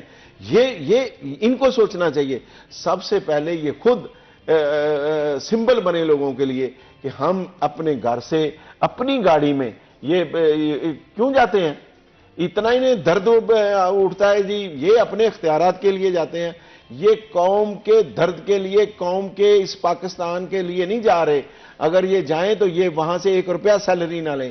یہ غریب ہے, یہ اگر 10-10 کروڑ روپے اپنے الیکشن پہ لگاتے ہیں تو یہ اپنے گھر سے نہیں کھاتے. جس کا دیکھیں بزنس ہے اس کے پاس, وہ اگر اپنے گھر سے 5 سال کے علاوہ بھی کھاتا ہے, اپنی گاڑی میں پھرتا ہے, تو جیسے ہی منسٹر یا جیسے ہی قومی اسمبلی کا ممبر بنتا ہے کیوں لیتا ہے؟ وہ ساری یہ مراحت ختم ہونی چاہیے. اگر وہ کہتا ہے جی کہ اس پاکستان نے مجھے کچھ دیا ہے تو میں اس کو پے بیک کرنے کے لیے, ہونا کیا چاہیے کہ پاکستان نے ہمیں عزتیں دی ہیں, یہاں سب کچھ دیا, ہم نے پے بیک کرنے کے لیے خدمت کرنی ہے, اور ہم نے یہاں سے کوئی چیز نہیں لینی. ہم انہیں تو کہنا چاہیے قائد اعظم کی طرح کہ چائے کا کپ بھی نہیں پینا. یہ تو سارا کھا گئے ہیں لوٹ کے پاکستان کو. جی آپ کا بہت بہت شکریہ آج ہمارے شو کے لیے وقت نکالنے کے لیے. یہاں پر آج کے پروگرام کو وقت ختم ہوتا ہے. مجھے اجازت دیں, اپنا خیال رکھیں. اللہ حافظ.